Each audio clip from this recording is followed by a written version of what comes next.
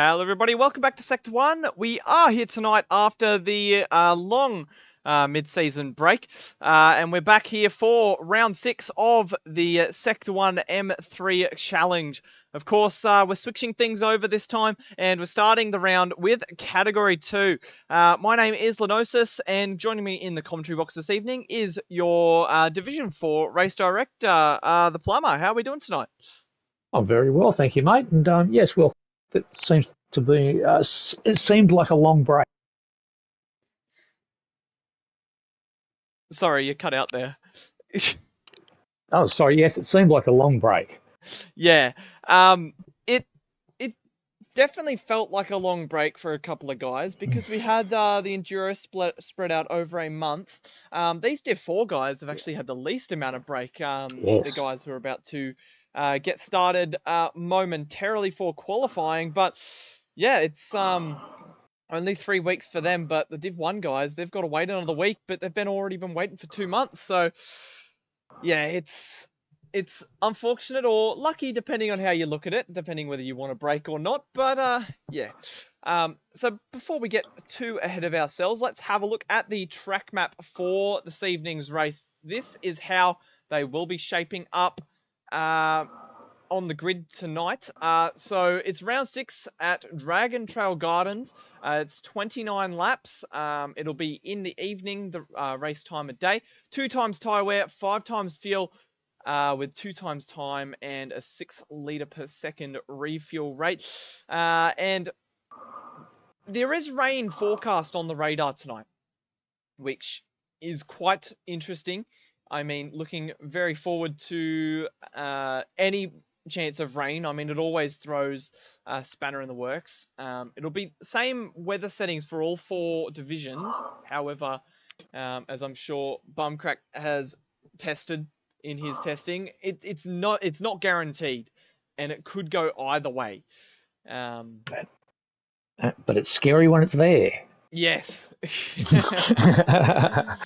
Yeah, it's not nice. But whether the rain actually hits enough for the wet tires, or whether it's just going to be in that awkward sort of slick territory, we'll have to wait and see. So for now, let's have a look at how the points shape up in the Division 2 Championship.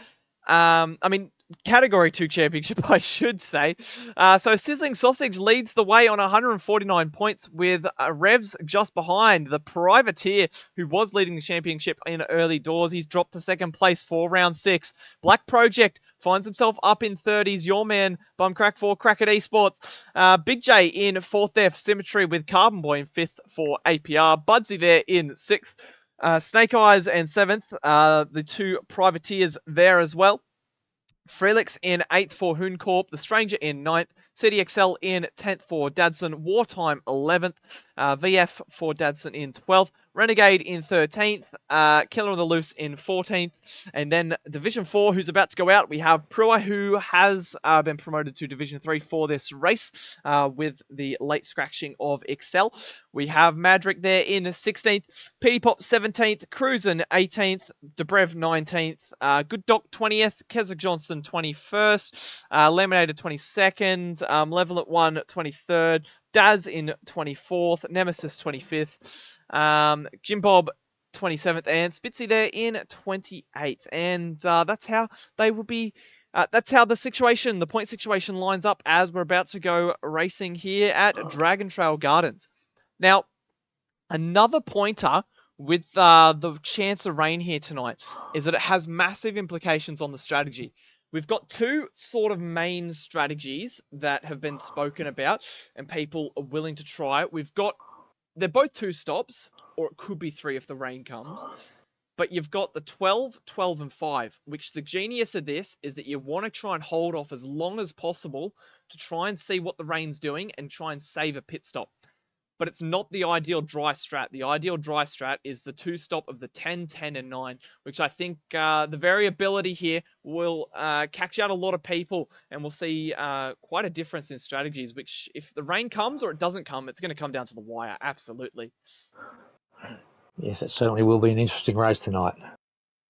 So the next question, I guess, is what colour have you painted the big button tonight, Bumcrack? The big button is actually cracking yellow tonight. Oh, that's a lovely colour, nice fluoro yellow. So I reckon we don't keep our eager beans in the audience waiting any longer, and we smash that big Kraken yellow trademarked button, and we get straight on into this 10-minute qualifying session for Division 4, the Adelaide Ceramic Coatings Division 4, Round 6 qualifying about to begin. Here we go. Let's let them loose.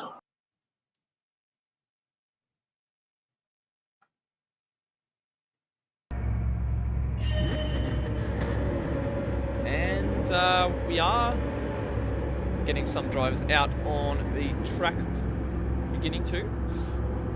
Can we catch the first car out on track? Yes, we can. It is Petey Pops, the first driver out on track. We have Laminator there in second place in the Lightning car. Good Doc out there on track in third.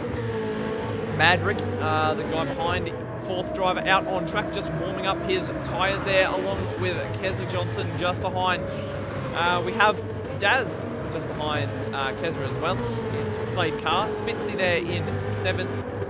Jim Bob, eighth car out on track tonight.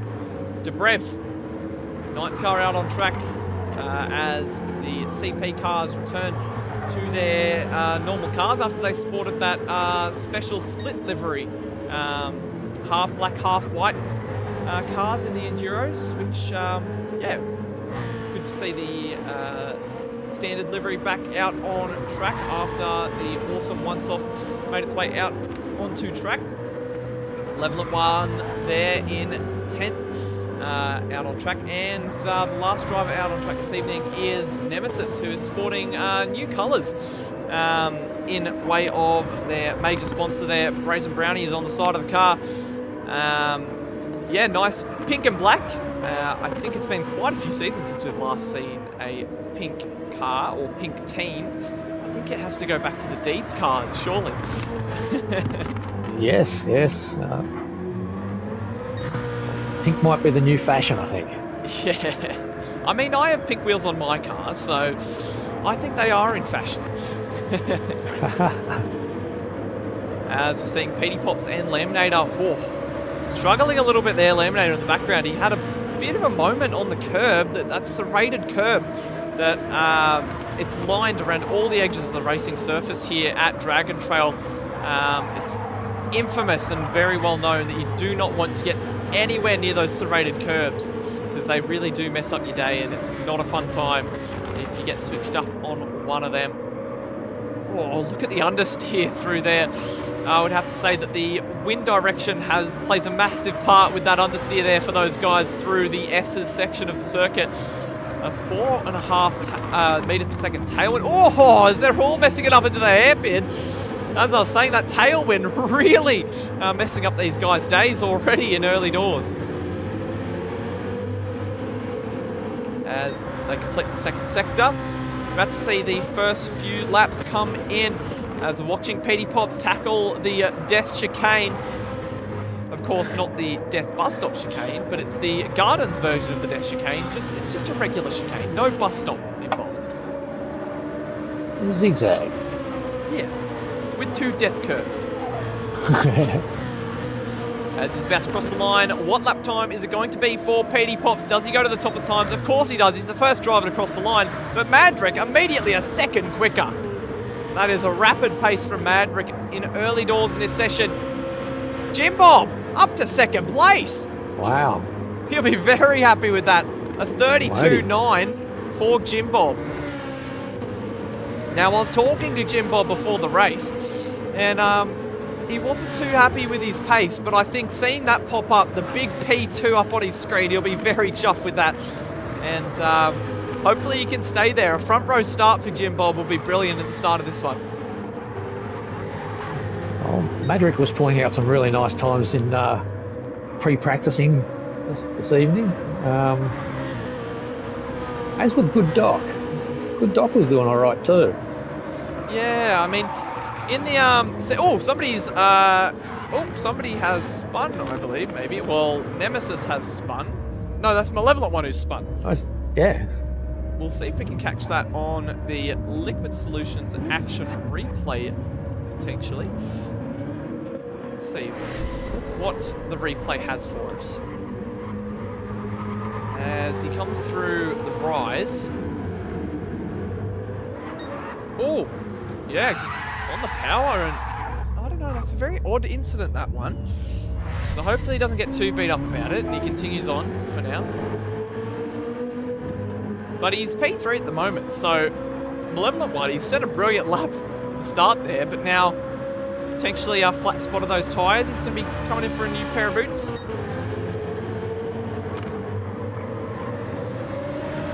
As Kez has jumped up the order as well. He's P2. He's gone 2 tenths clear of Jim Bob, but still half a second behind Maverick in P1 there.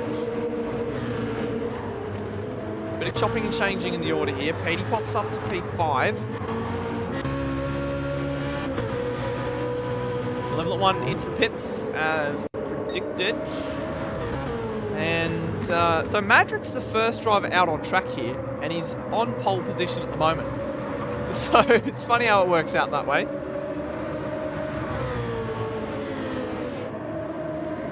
As Nevsets sets a 35.6. Oop, as we see Malevolent One running a bit wide after coming out of the pits there at the first turn.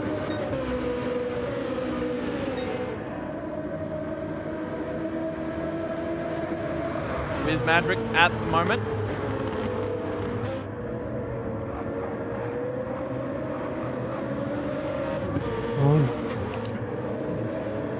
Ian rounding the final corner for Maverick.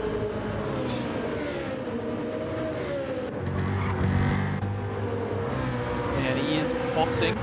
And the next driver to cross the line, who is it going to be? I cannot see, but I Deepro's just about to go across, and he's actually looking like he might improve his time here.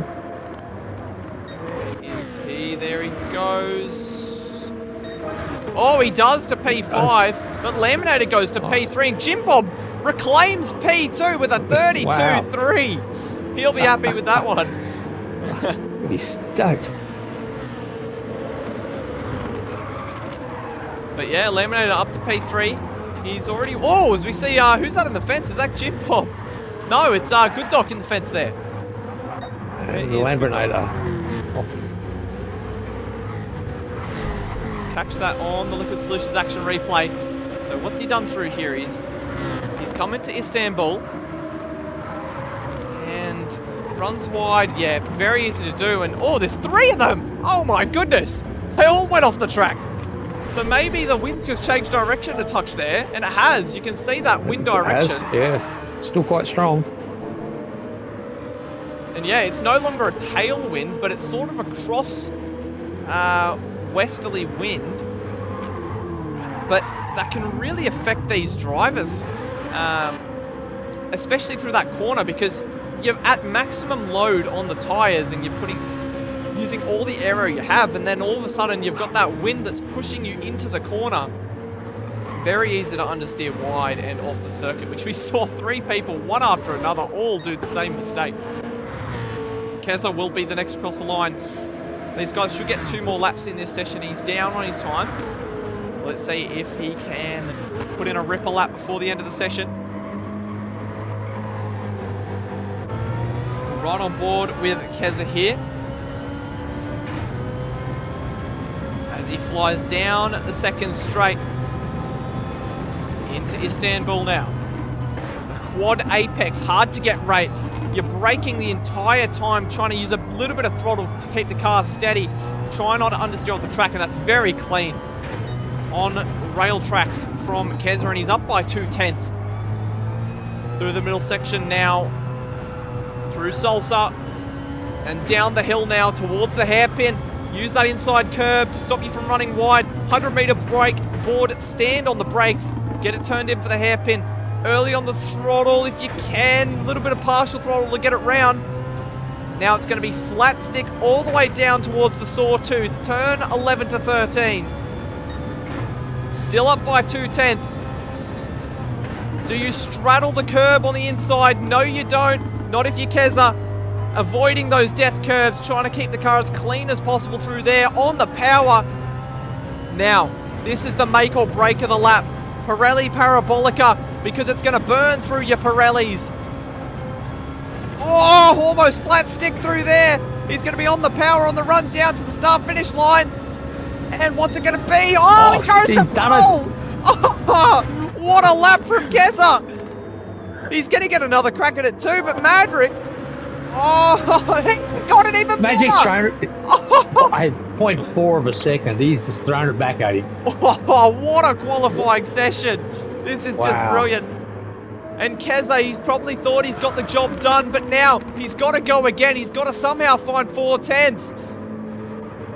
First to cross the line will be Laminator. What can he do? He only goes third. But by a very fine margin. Yeah. Who is next to cross the line? There it is. It's Jim Bob, but he's well and truly down. It's going to be fourth for Jim Bob as it stands. He'll be very happy with that one.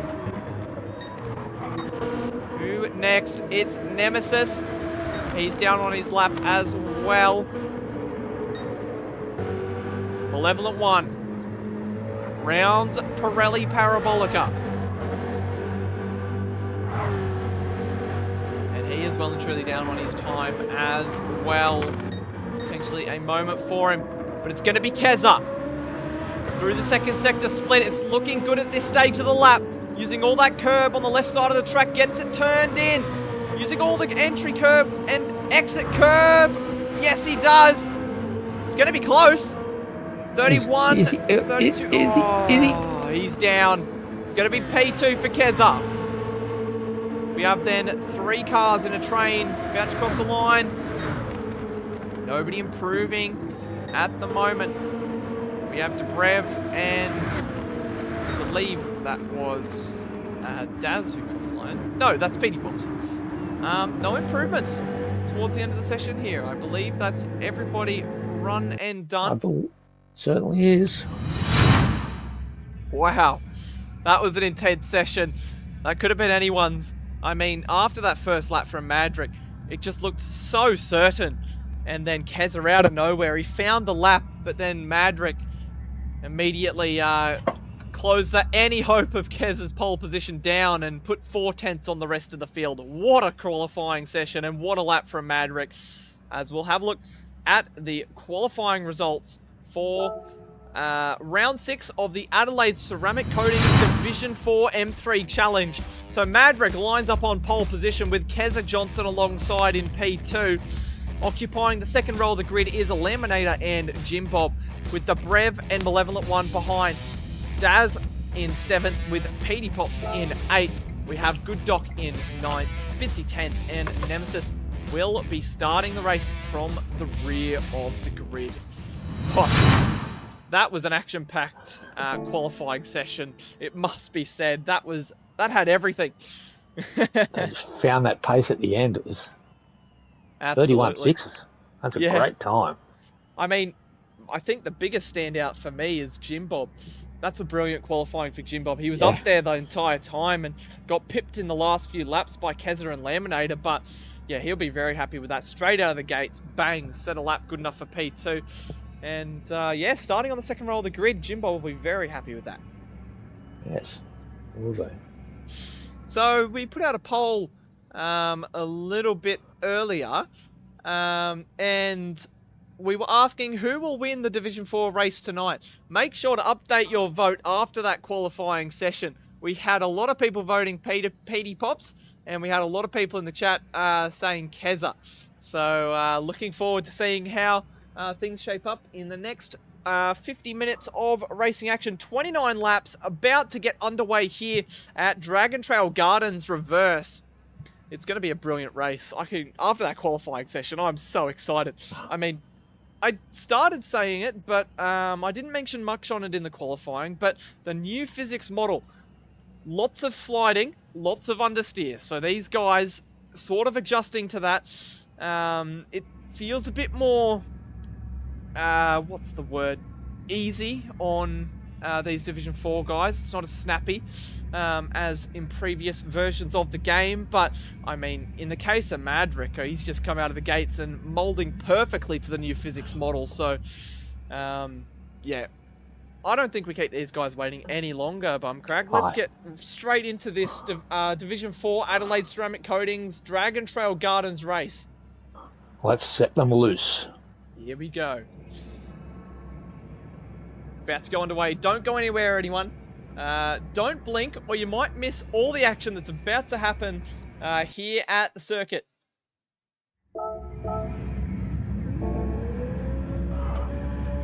As the drivers make their way through the grid.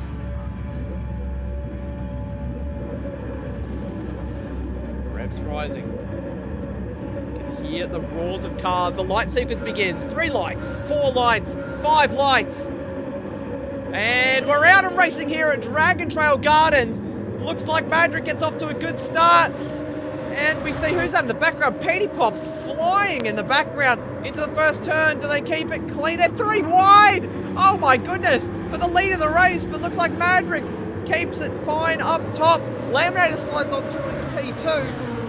And the rest of these guys are going to be single file down towards Istanbul.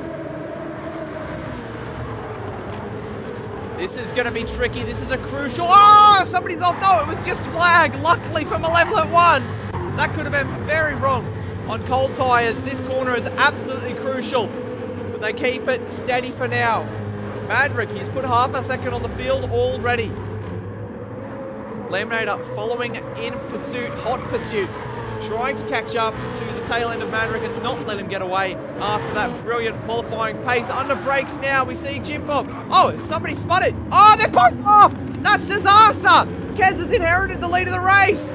Oh, dear. We'll catch that on the Liquid Solutions action replay. What has happened there? They've both gone off, both the leaders. Through turn 8 and turn 9 into the hairpin. And Laminator tried to throw it down the inside and, oh, huge contact, and it's forced them both off the circuit. Oh, and then Laminator's ended up in the wall, and Madrick continues on, rejoins about 5th place there. That is so disastrous for both of their races. This is going to be a recovery drive for the two of them. Well, if you're Keza, this means that you have just inherited the lead of the race. P1 for Keza. Jim Bob in P2 behind, and Dobrev has inherited the podium as he charges by Malevolent One to take 3rd place. On lap number 2, we see Daz running wide with Spitzy sliding on by. Little bit of hip and shoulder from Malevolent One as Madrick slides on by as well. He's not too far out of the mix, so don't discount a Madrick win just yet. We're only in early doors in this race. Lap number 2 of 29. Oh, there's fights everywhere. This is brilliant racing action. Oh. As we see down the inside goes Daz on Spitzy. Can he get it done around the outside? Huge wiggle from Nemesis in the background there, trying to get past Good Dog. As Good Dog, he's going to fire it down the inside of... Oh, Daz, can he get it pulled up? No, he doesn't. But now, Good Dog under pressure from Nemesis. He's going to slide in behind, though. Wow. I don't know what to look at. There's so much going on at the same time. Oh, we've lost one. That's disaster. Laminator! Oh, no. Oh. He's spun coming through the salsa curves. And it's Car's disaster looking very for sad. him. Oh, dear. For somebody who's won 2 races this season in this category, he'll not be happy finding himself at the back of the pack. Way, way off. Yeah, he's 30 seconds behind the back of the pack. But the rest of the pack is within 4 seconds as Madrick sets the fastest lap of the race at 32.7, and he's pressuring Dobrev for the podium place here. He's going to have a massive run down towards Istanbul, but that's not the best place to overtake. Very hard, very much single file racing through there. Oh, you can just see the understeer coming from Jim Bob's car there. Doesn't turn where he wants it. Sliding a little bit wide. Up the hill now. Through Blind Man. And Jim Bob's 310's purple. Is that a brilliant first sector? As things are still heating up back here, we've got Daz and Good Dog still going at it. Nemesis wants to get involved as well. Is Good Dog going to throw it down the inside? Hit the hairpin. Oh, Daz goes defensive and then slides back towards the racing line. But Good Dog, he's going to have the run on Daz as they head down towards the chicane.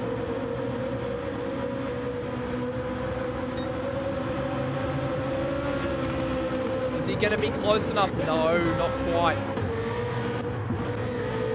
But as we see, Dobrev, this is crucial for the race. He's only just within slipstream range. If he loses that slipstream range from Jim Bob, he's going to be an absolute sitting duck to Maverick, who might even get it done this time round. Gets a brilliant run out of the Pirelli Parabolica. And he's going to throw it down the inside.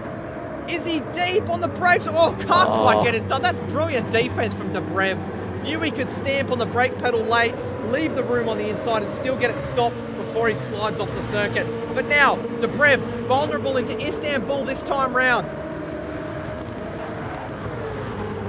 Can't quite get it done though. Maverick is stuck behind the roadblock that is Dobrev, the brick wall, putting up defense for this podium. As they come through Blind Man. Gap doesn't quite open up. Oh, wide from Dobrev. That tailwind proving to be nasty at this stage of the race. Maverick still looking for a way through. Is he going to throw it down the inside? At the hairpin, thinks about it, but can't quite get it done. On the power now. This is a brilliant scrap between these two. Gonna have the slipstream all the way down. Quite crucially, Dobrev doesn't have the slipstream. It looks like the difference in downforce levels between these two cars is really coming into effect here. Dobrev able to use that straight line speed to his advantage to keep in front of the charging Maverick.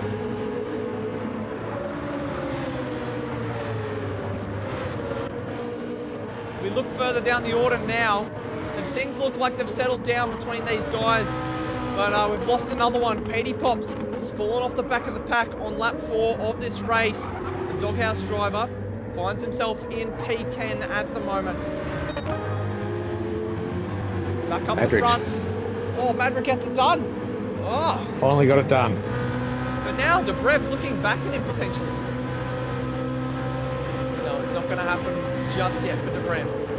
So we'll have a look on the Liquid Solutions action replay at Maverick there. As we see this, they cross the start-finish line and already had the overlap done from Maverick. And he just threw it down the inside. Very generous on room on the outside there, Maverick. But he gets it done. That's very respectful racing from these guys. Of course, Dobrev winning the Prompo Award the last 2 seasons in a row, which is the award for on-track sportsmanship. So, of course, I mean, continuing with his legacy, very clean driving. So, Dobrev, he's probably thinking at the moment, Maverick is quicker, but he's going to charge on to Jim Bob and Kezra ahead, but he's going to bring me along with him.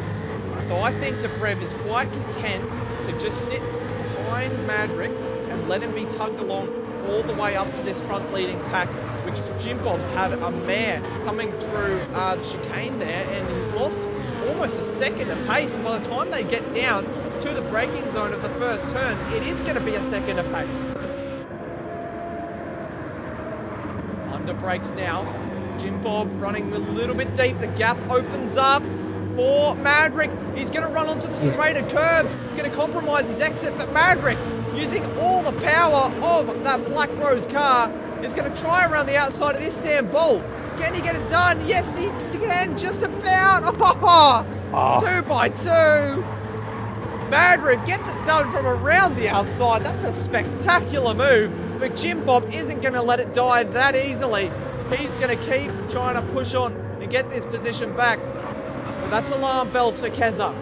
He's got 2.5 seconds back to Maverick, but that gap is going to fall like crazy.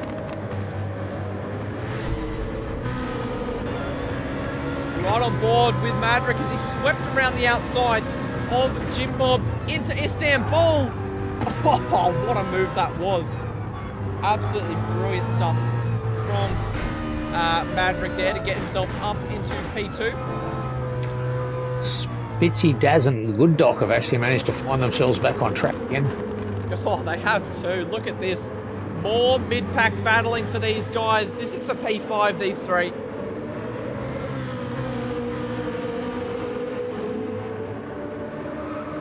Single file at the moment. We could see a move from Daz on Spitzy. It's very slow through the Parabolica. And now Daz is going to be on the power. Can he get it done? So they cross the start finish line to begin the 7th lap of the race, and he's going to be a whole car length alongside, under braking. Oh. Holds it around the outside, does he, Spitzy? Oh, can't quite hold it. And he's going to lose 2 for 1 there. As Good Dog says, thank you very much, and tussles the he arches the position. Spitzy wants it. He peels back in front of Good Dog, who compromised his exit and went on for the move. And these guys line to stern once again. As we see Jim Bob and Dobrev still going at it. Brilliant racing from these two. Still line to stern.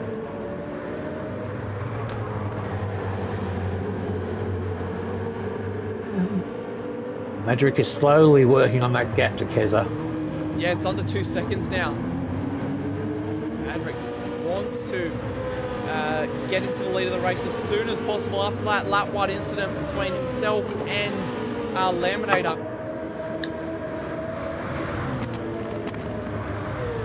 Madrick is up on his time as well, which, funny enough, Laminator has the fastest lap of the race, 31.8 as it currently stands. Using that free air to his advantage. Look at the chunks of time that Madrick is pulling out of Kezra at the moment. He is a man on a mission. 1.5 seconds the gap currently.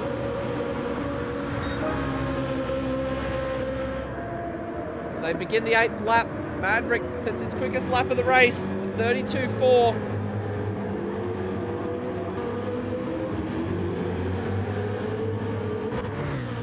As we see Jim Bob and Dobrev still arguing the point.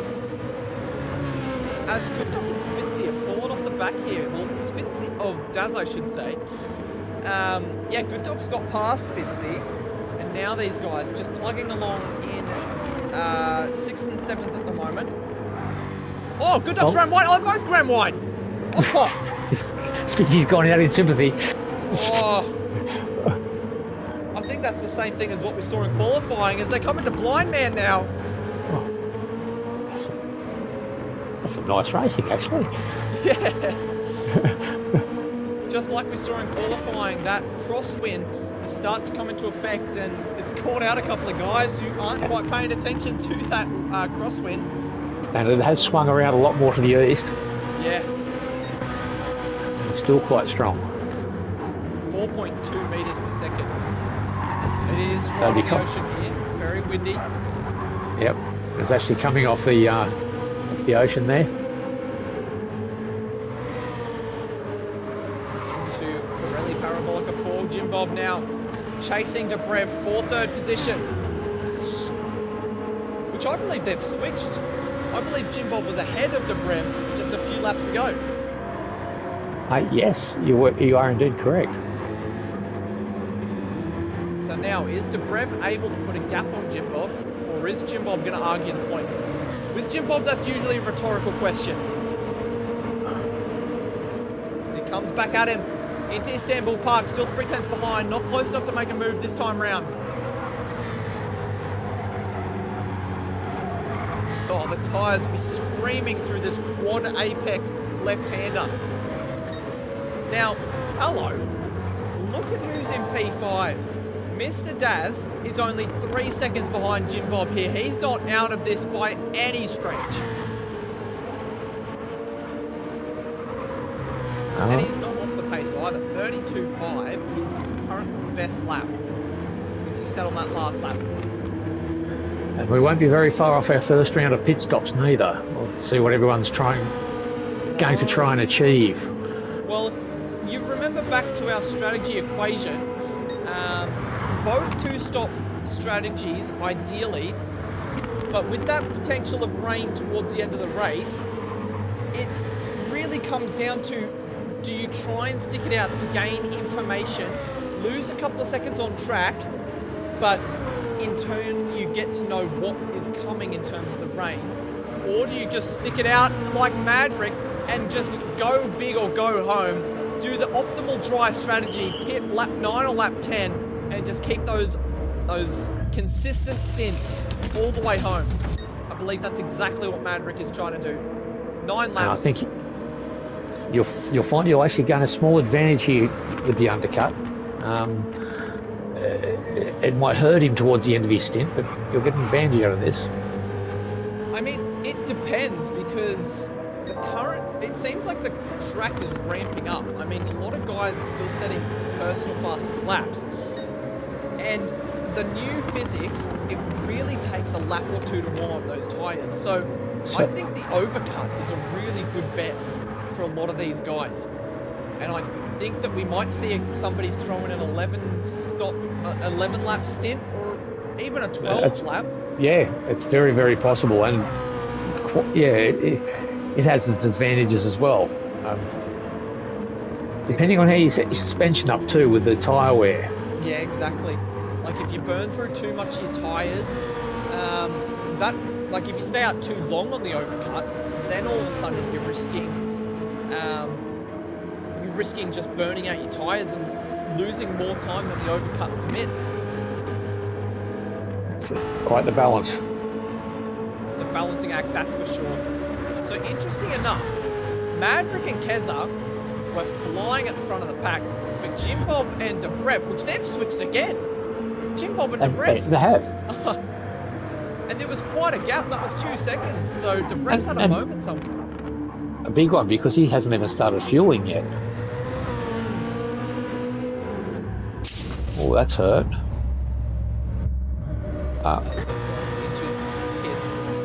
You can see by the difference in fuel between Dobrev and Daz when they started fueling. That gap's dropped to about a second and a half. Let's see how they are on exit. Well, let's have a look at Maverick, who's already through the first turn. So he's gapped Dobrev.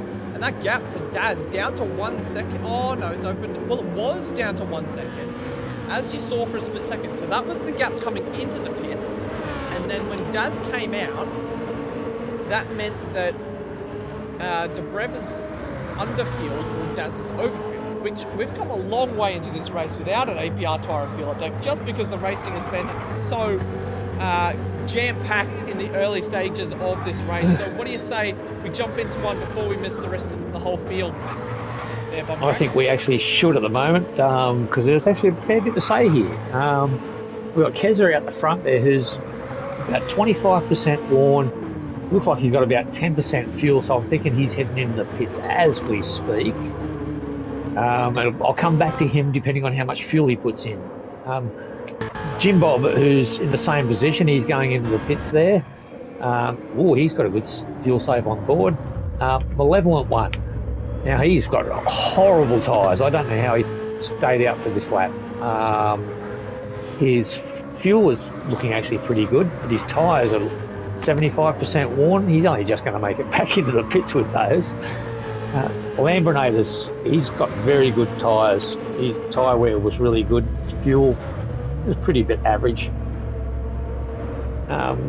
So Keza's actually gone back out with a very full tank. They just switched back up to the top there. So is Jimbo.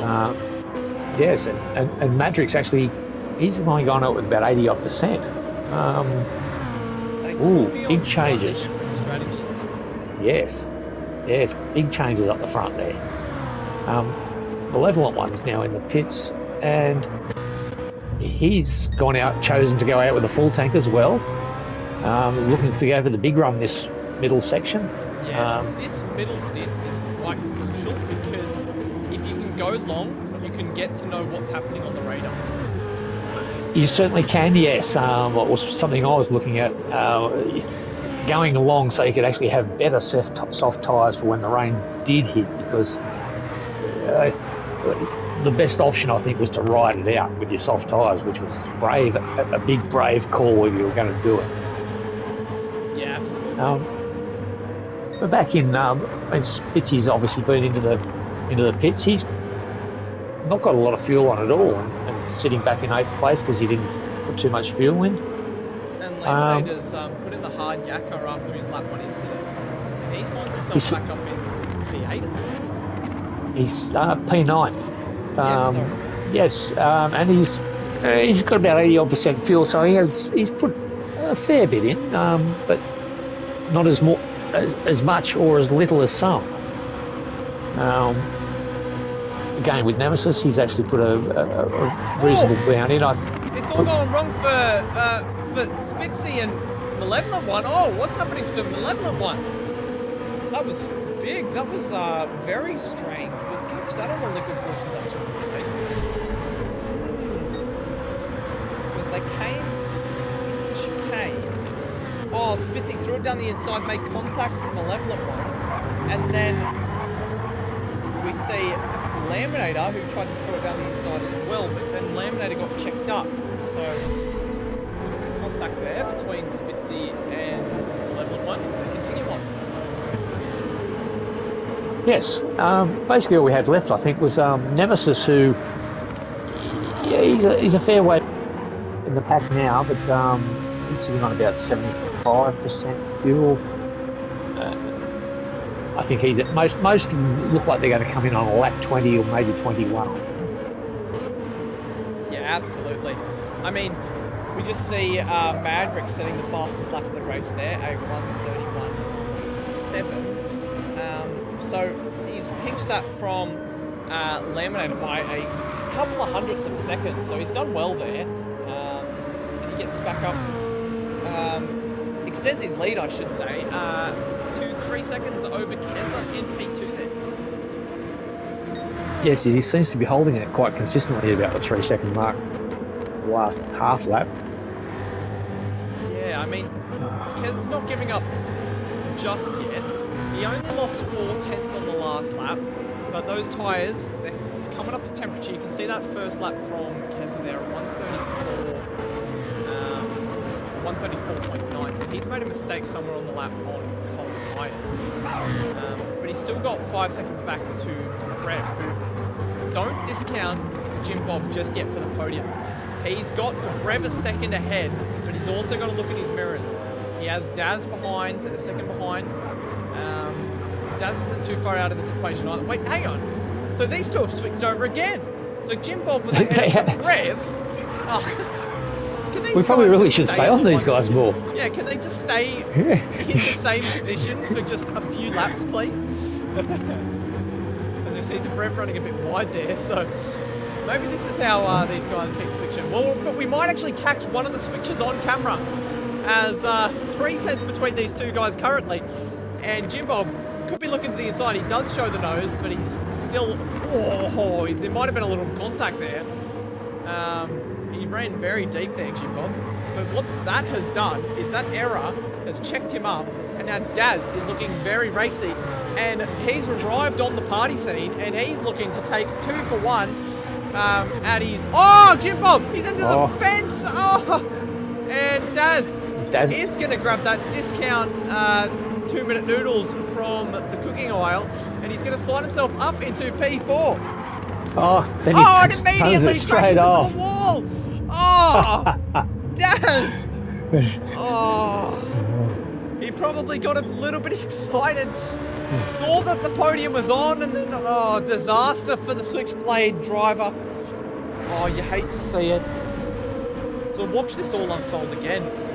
So he overtakes Jim Bob, who finds himself in the wall, sets his personal quickest lap, and then must have been looking at the pretty ladies in the grandstands on the left-hand side of the track, because he's completely missed his braking marker and finds himself into the fence at the first turn. Disaster. Part of the heads-up display on this track always throws your section times up right at the braking points, which can be distracting.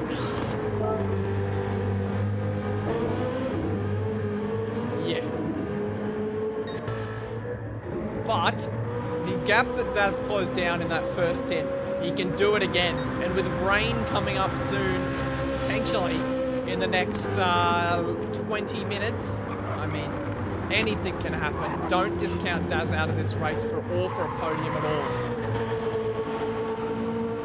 As it stands though, the CP driver holds the podium place. P3. Yes.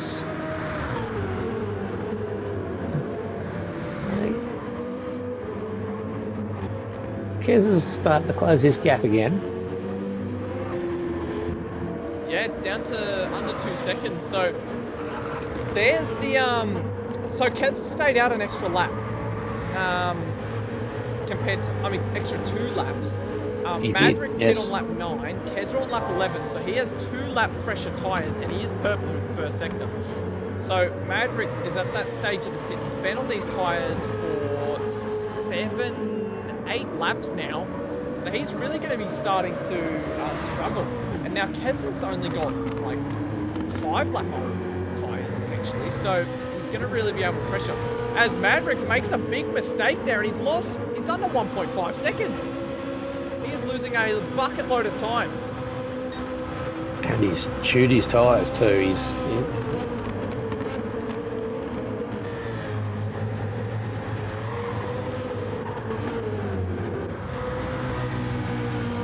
As Daz, Jimbo potentially made another mistake somewhere around the track.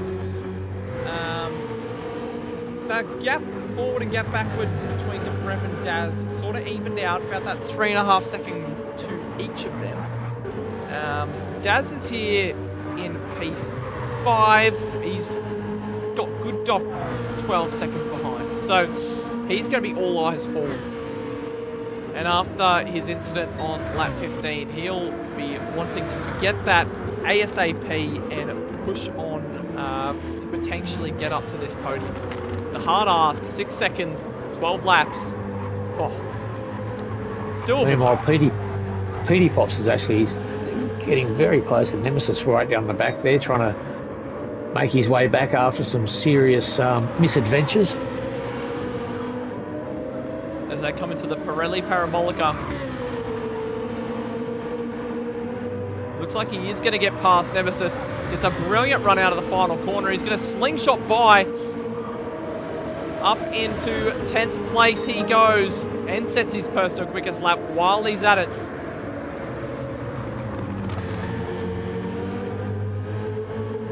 And there he goes up into P10. So this gap, Maverick and Keza, this is far from over. Half a second is the gap. Maverick may have just compromised his race by pitting that early in the stint.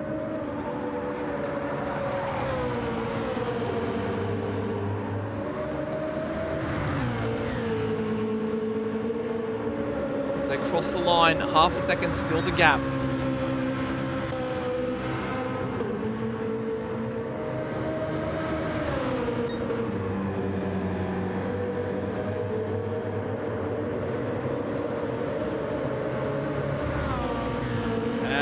Maverick and Keza, that gap still half a second. So they make their way down towards Istanbul.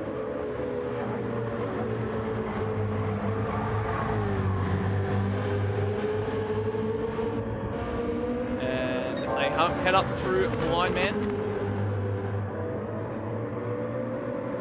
Come on guys, throw some haymakers at one another. We want to see some racing action. Yeah. I'm pretty sure Kez will be onto that soon. Spitzy's lost another place to Laminator.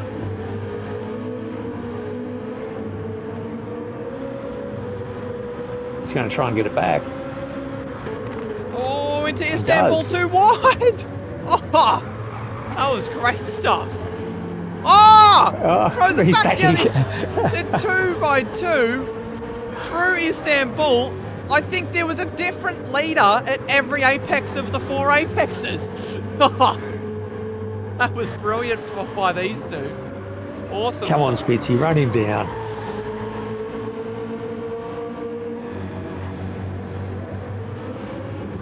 Into the slingshot hairpin. So Maverick's in lap 18. So that's... Oh, that's an early one. Has he strategied himself out of this race potentially, man? He had plenty of fuel on board.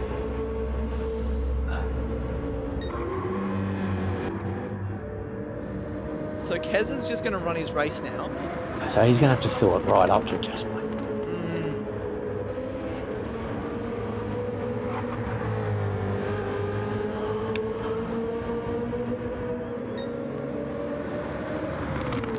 So now that Ketzer doesn't have to deal with the dirty air, he's able to just get his head down and push on and onwards to potentially get up an overcut over Madrick.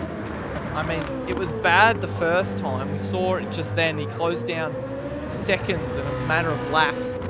But now, that's just going to get compounded as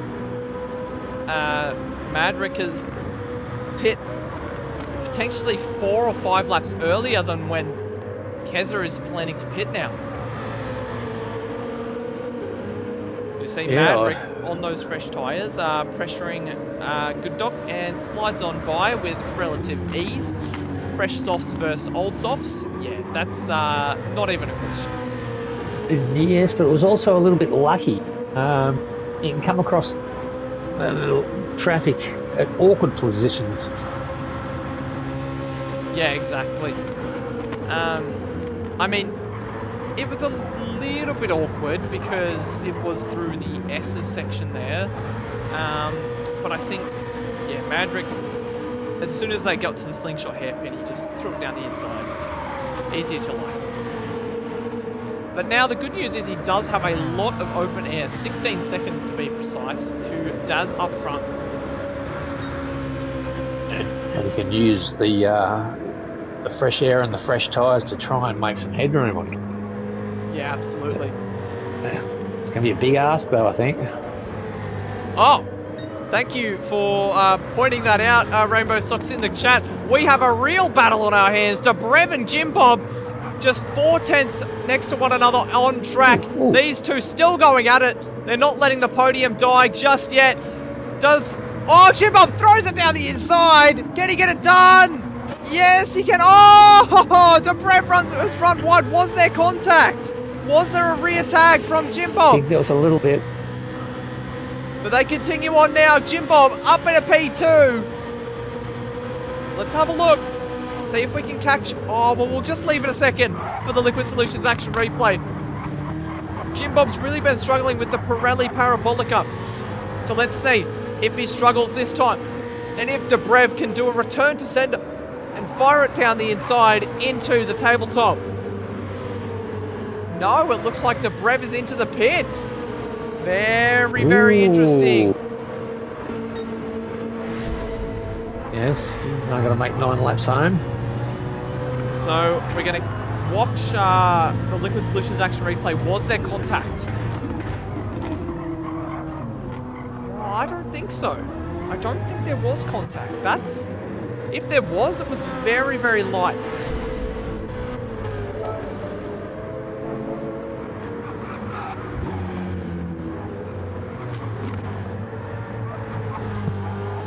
As it stands, Jim Bob, he's got 2 seconds over Daz, who's there in third. And wait, Daz was purple for a second there, I'm pretty sure, through the first sector. Anyways, Madrick up into fourth. He's inherited 4th place from Dobrev. And he's quite a while way down the road from Dobrev. But Dobrev is going to have to deal with some traffic here. As we see Laminator and Malevolent One sort of playing Morse code with each other. Oh, that was a huge take slapper from Laminator. Somehow held on to it. We'll watch the replay of that one from Laminator. That was a good save.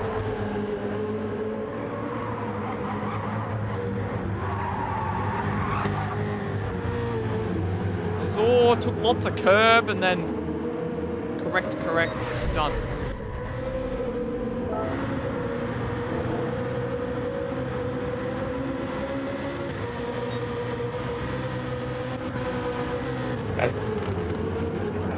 So Daz into the pits, lap 21. Keza stays out. Yeah, he still owes us a pit stop, Keza. Yeah, the rain isn't far away. It's not like off the schedule, but I mean, lap 22, we're 35 minutes into the race. The clouds have definitely rolled in. It's getting dark. The headlights on the cars are on, but how long until the rain hits? I mean, can Keza hold out until he has the information he needs? That's the big question. Can he stay out for another 3 or 4 laps, figure out what the rain's doing, and then make a decision in the last 2 or 3 laps? That's a big call. I think he's got enough fuel to do 2 more laps if he really had to and saved a bit. And his tyres at about 25% wear would possibly do it as well. But I suspect he'll be in this lap.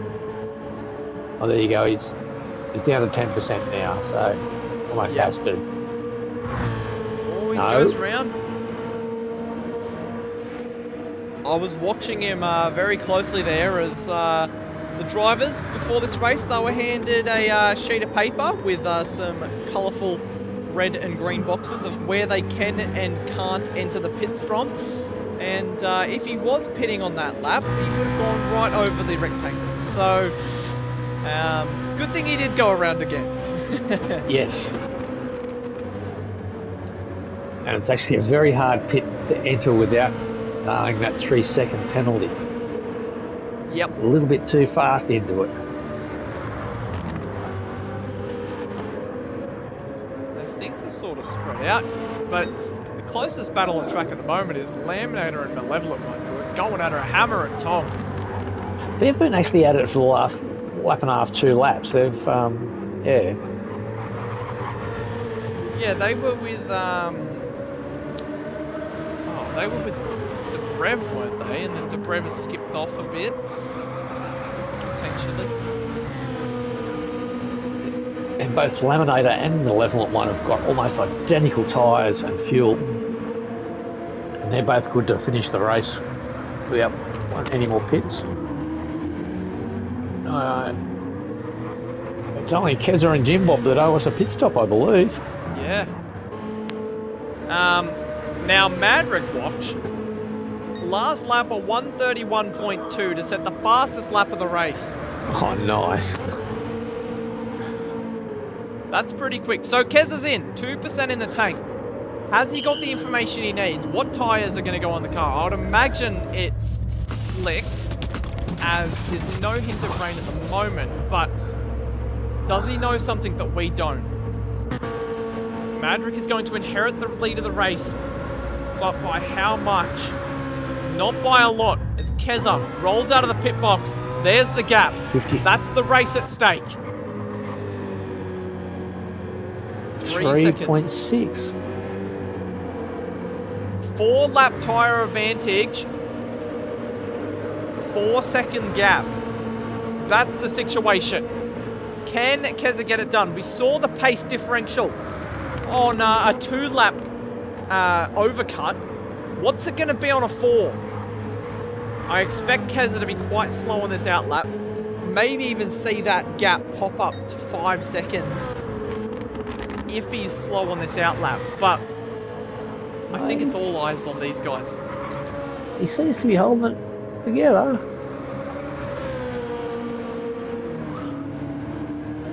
There is no 2 guys in the Sector 1 paddock that have their fingers crossed more than Jimmy Superfly and Brocky. These 2 have been going at it all race. Madrick started on pole. Keza started P2. Madrick took the early stop.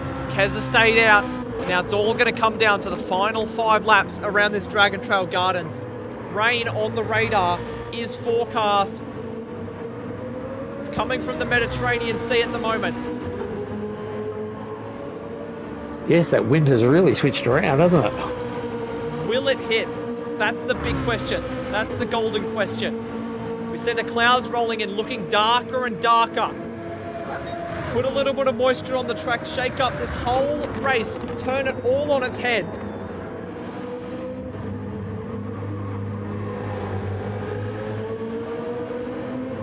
As these guys getting involved in a little bit of lap traffic here. So that gap up to 4.5 seconds at the moment.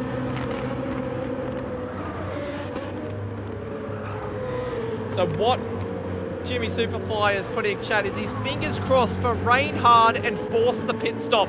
That's what he wants, because that'll neutralise the race. That means the gaps will stay as they are. No tyre advantages. Oh, blue flags! That could have huge implications on the race. Who's that? Was Keza held up by Nemesis there, coming through the S's? That gap has shot up to 5.3 seconds. Spitzy's turned it around. Oh dear. It's getting very dark here in Croatia. These guys will surely have their all of their radars open on their MFDs, just watching to see, waiting to blink if any rain blinks on the radar in the next few laps. For Madrick, it'd be nice to have access to that. Yeah.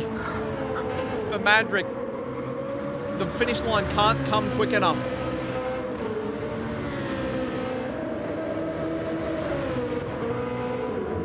Looking down to Jim Bob, finds himself in no man's land. Oh, Daz has got past Dobrev.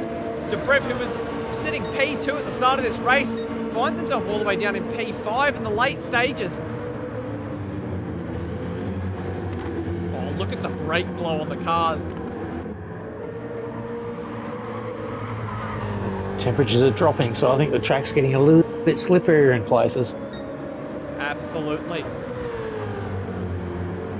Madrick just needs to keep the car pointed in a straight line if he wants to convert this race win.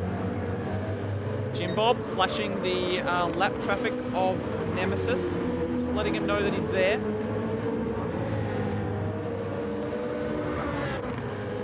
Don't discount Daz out of this either.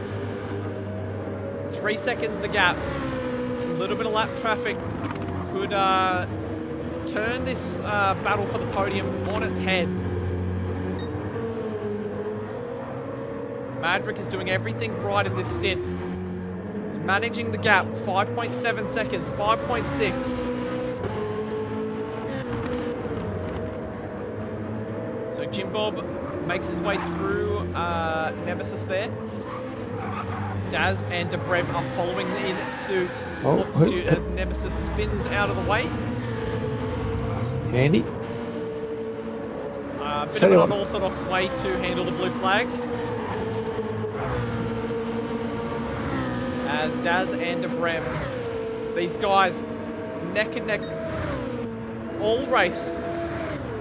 Dobrev was a predator at the start of this race, closing down that gap to Dobrev and Jim Bob, and now finds himself in a prime position for a podium. He is closing up this gap to Jim Bob as well, 2.4 seconds.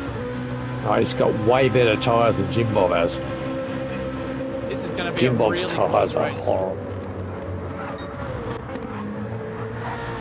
2 and a bit laps left for Jim Bob. The finish line can't come soon enough. 2 seconds the gap. Is he going to be able to hold?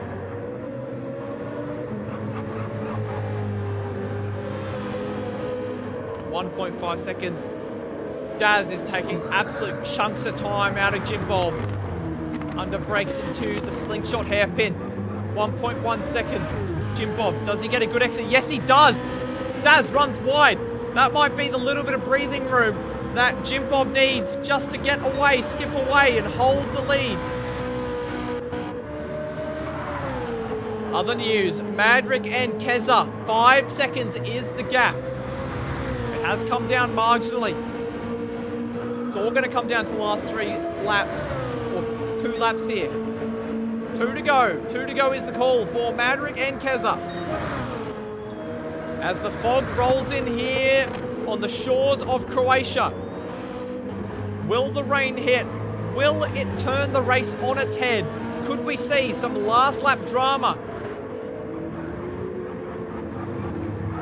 Could we see a change for the podium places on the last lap? Breaking the hearts of Jim Bob and the guys down at Blacklight Motorsport. Or will it be a podium for the Switchblade drivers? The Switchblade outfit. One of their first in their returning season under the name. 1.1 seconds. Daz is purple. So Daz is a man on a mission. Jim Bob needs to defend. About to grab that slipstream range is Jim Bob. Leader watch, 4.5 seconds. I don't think it's going to be enough for Keza. Daz has another moment at the slingshot. The gap opens up to 1.3. Jim Bob's driving off the track. On the brakes now. The pressure's on for these two. Who can keep their cool? 1 lap remaining.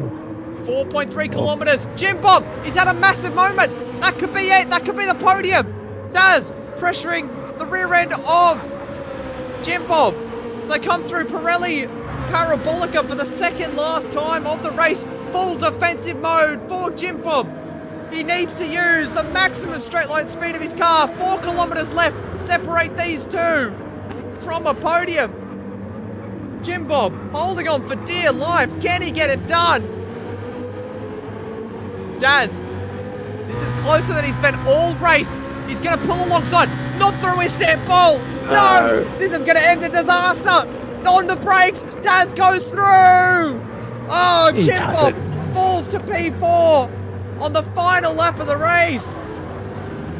But it's not over yet. We've got the leader watch. Maverick, 3.8 seconds over Keza. But the battle that we all need to watch right now is between these two. Is Jim Bob going to be close enough to make a move into the hairpin? Does he throw it down the inside? He does! Late on the brakes, contact! That's all going wrong.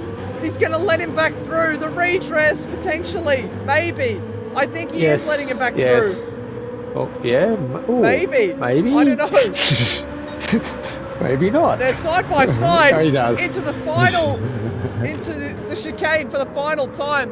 As we look back up to Maverick, who's going to take P1 in a magnificent race. What a drive. Black Rose take P1. Rocky 05 takes P2. But I think it's going to be Daz. He's going to hold on for the podium. This has been a magnificent drive for the switchblade driver. And he's going to come home in a brilliant P3. Jim Bob 4. Debrev P5. And Good Doc and Laminator are still going at it. It's far from over between these two. Who's going to get it done? I think it's going to be Good Doc. One more corner. No. The Pirelli tyre breaker needs to be tackled for one last time. Laminator gets a brilliant run. But I think Good Doc's going to hold on. Who's going to get it? They're going to be neck and neck across the line. Good Doc takes it. P6. Laminator P7. And we'll have Malevolent One, who's in a little bit of no man's land, coming home in P8. Rounds the Pirelli tyre breaker. And he's going to take P8. Petey Pop's here in P9. Flash of the headlights for the doghouse driver. And it will be Spitzy, who had a roller coaster race.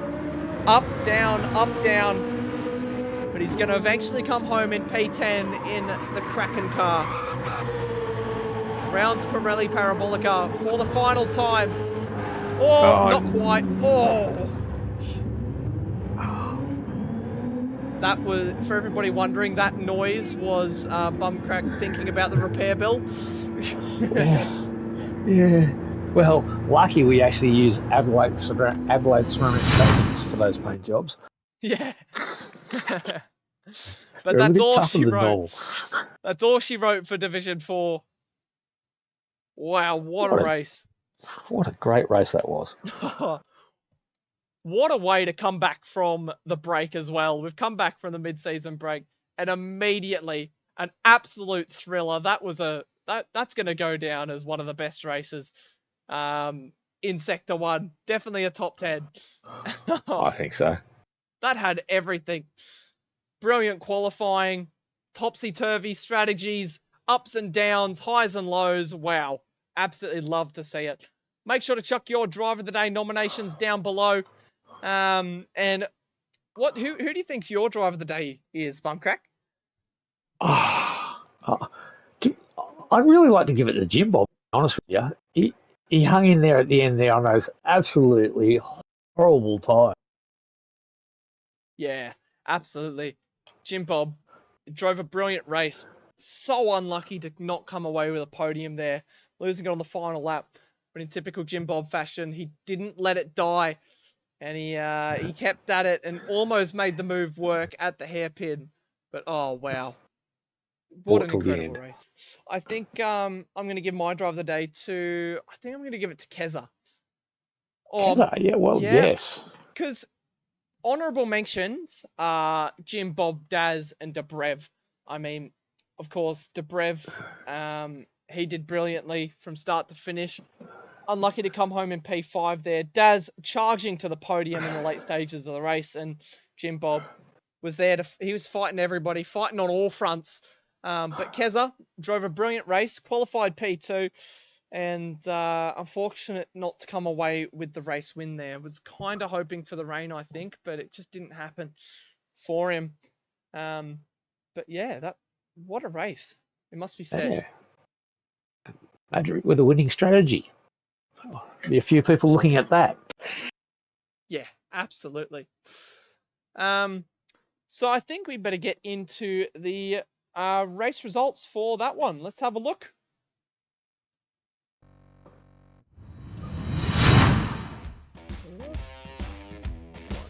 Sorry, guys.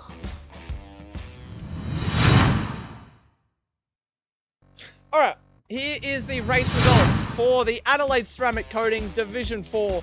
Madrick will take P1 and the fastest lap. So it's a clean sweep for Madrick. Full 33 points on offer going to him. We have Keza in second there. No, it's not 33 points, sorry. It's 21 points for Division 4. Keza there in second, Daz in third, completing the podium. Heartbreak for Jim Bob, losing the podium on the final lap. Dobrev there in fifth place, Good Doc in sixth. That's another performance that went under the radar. Brilliant drive for Good Doc. Yes.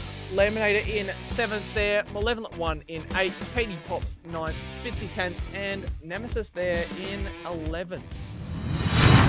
So wow, what a race. I mean, there's so much to talk about, but so little time. But yeah, I think I need to catch me breath, in all honesty. Yeah. But thank you to everybody for coming out tonight, all the drivers and teams. And special thanks to Bumcrack for being race directing tonight's race. It was good to have you back in the comms box. Oh, you're more than welcome. It was actually a pleasure to run tonight's one. Yeah. Always no red flags. Brilliant racing action. Yeah, that's good. They kept it very sensible. I mean, Lemnator and Madrick on the first lap, they had that bingle, but they continued on, and yeah, all was well in the end. Essentially a good, nice, clean race. Yeah. Great racing. You love to see it. So we're going to head to a quick intermission. We'll be right back. But we'll say goodbye to Bumcrack, and we'll say hello to our new race director in a couple of minutes. So we'll be right back, guys. We'll talk to you soon. Thank you very much.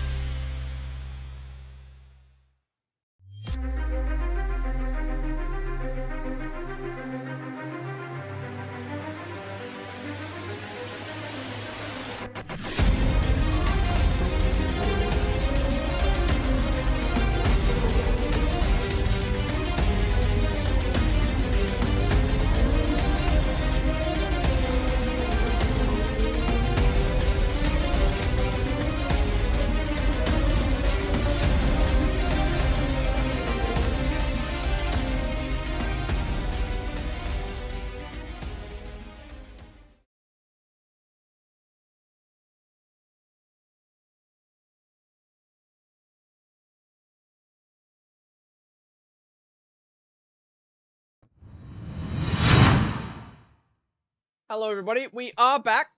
Lenosis is back in the comms box. And joining me in the commentary box tonight is your Division 3 race director, who is peeling off the race director band-aid. And it's his first time here. Please give a warm welcome to everybody's favourite animal, Goaty. How are we doing tonight, Goaty? Oh, mate, fantastic! It's just so good to be here.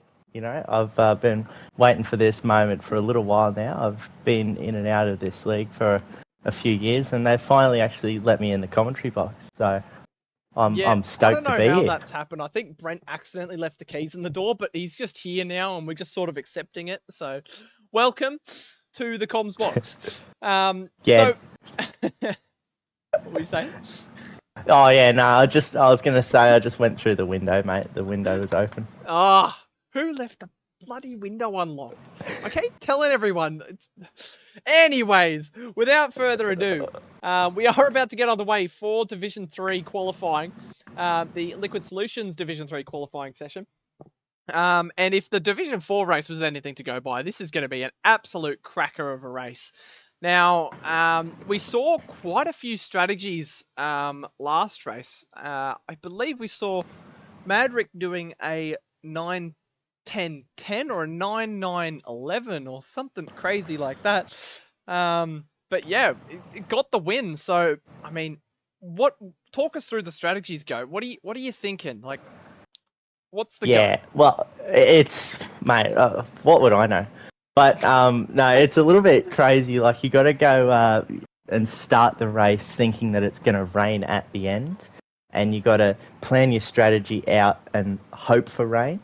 But then again, if it doesn't rain, then you really screwed yourself over, and you're doing a really short stint on the soft tyre, which is not optimal.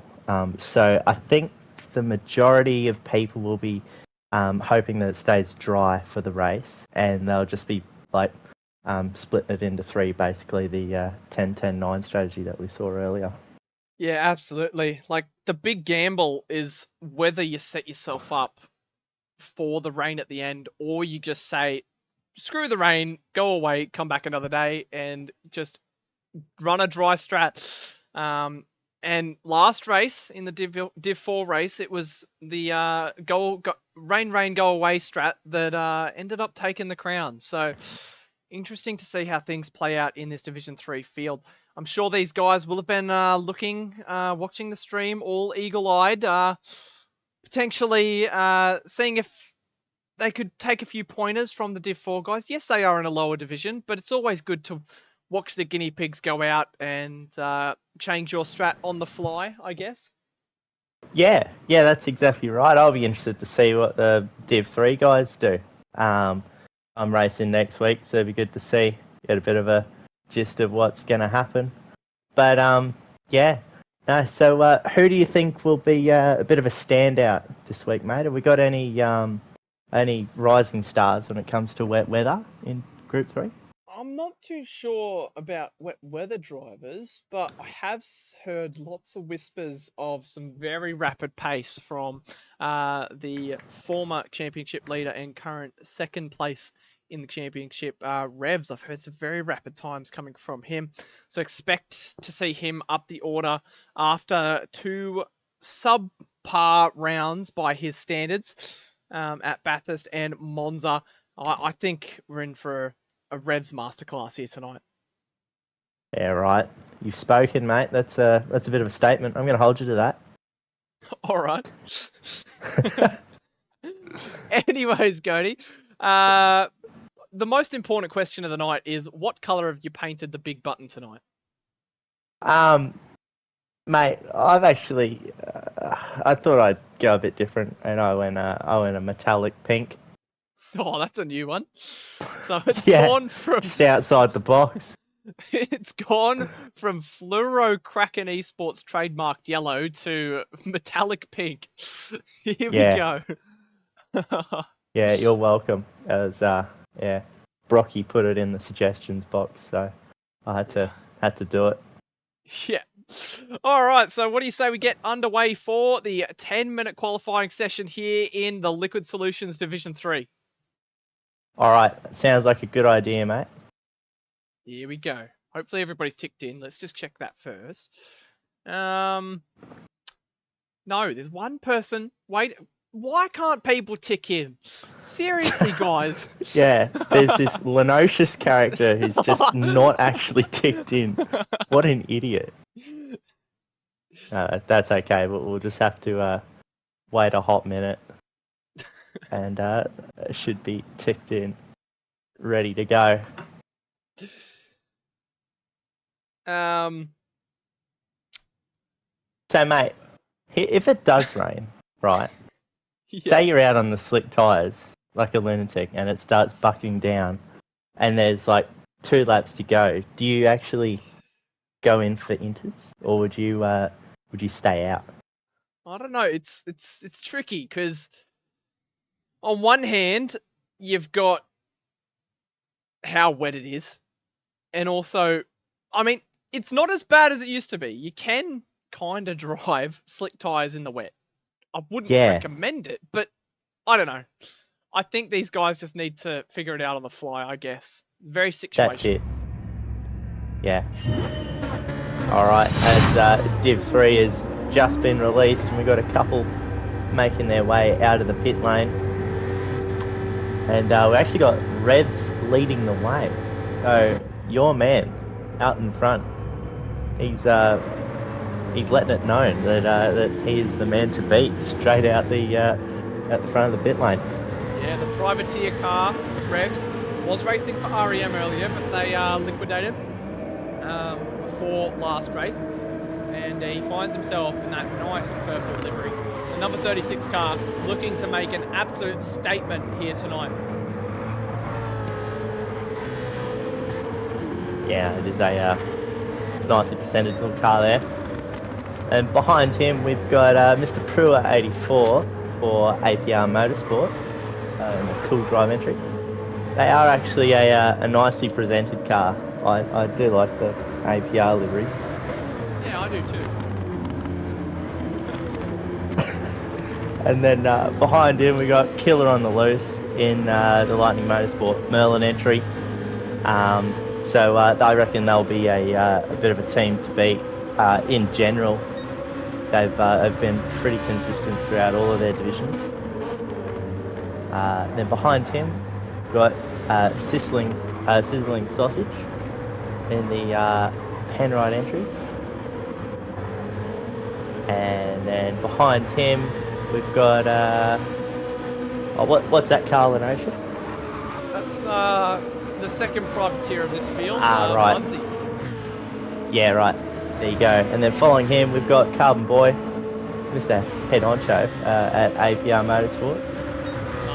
And then no, Brewer's the head honcho at APR. oh, sorry, mate. Got my facts muddled up.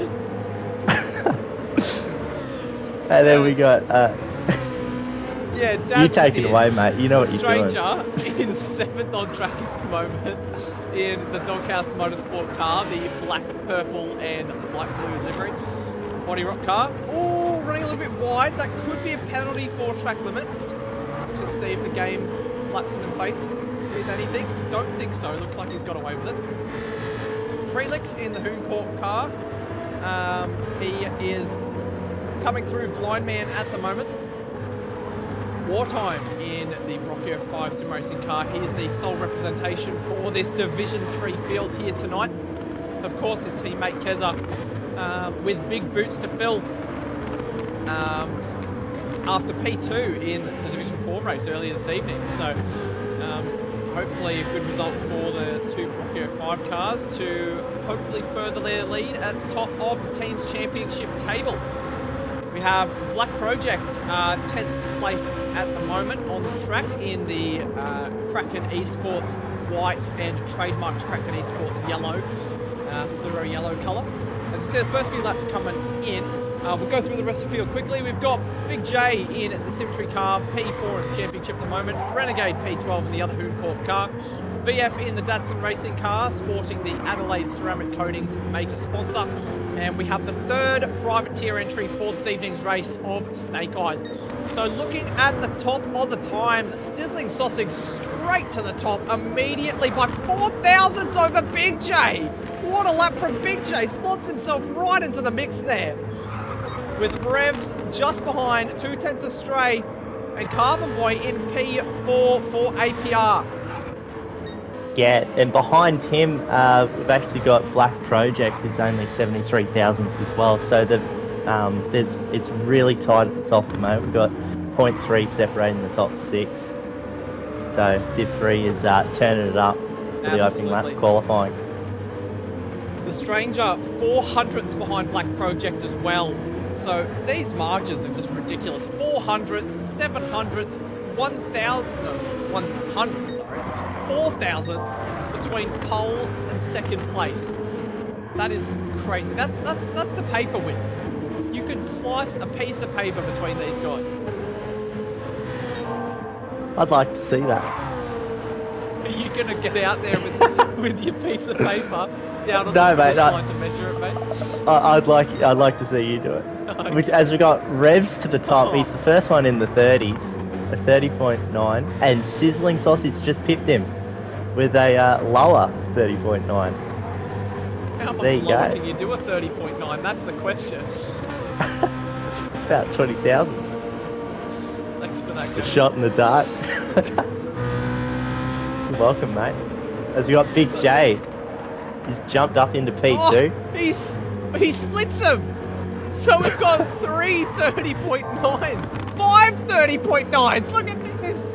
Budsy with a 30.999, Revs with a 30.994, Big J with a 30.973, and Sausage with a 30.920.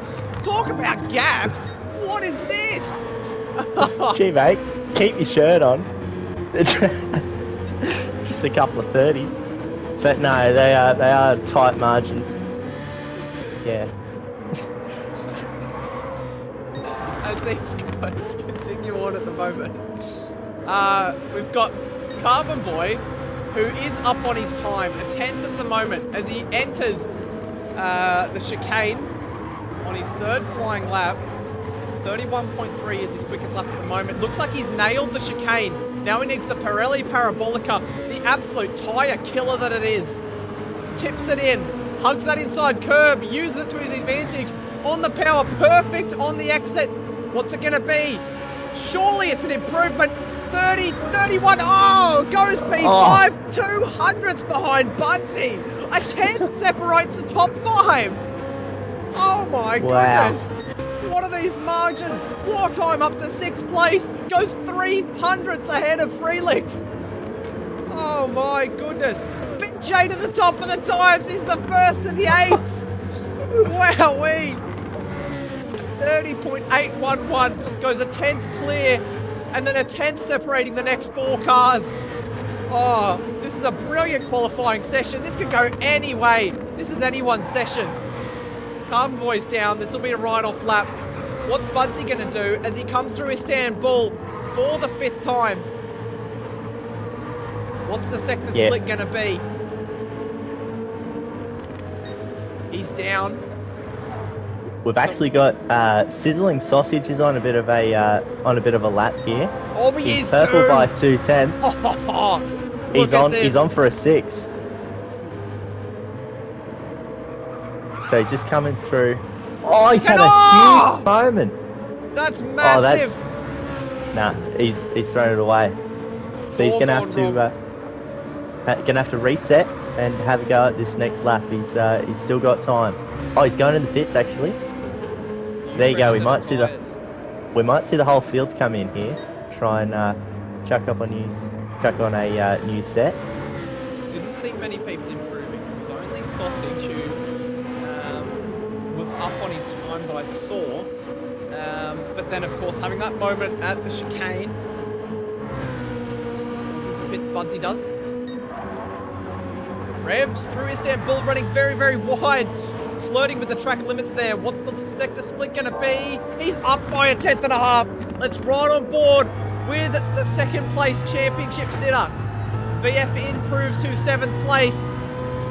Snake Eyes to 6th. Into the slingshot hairpin for Revs. Gets it turned in.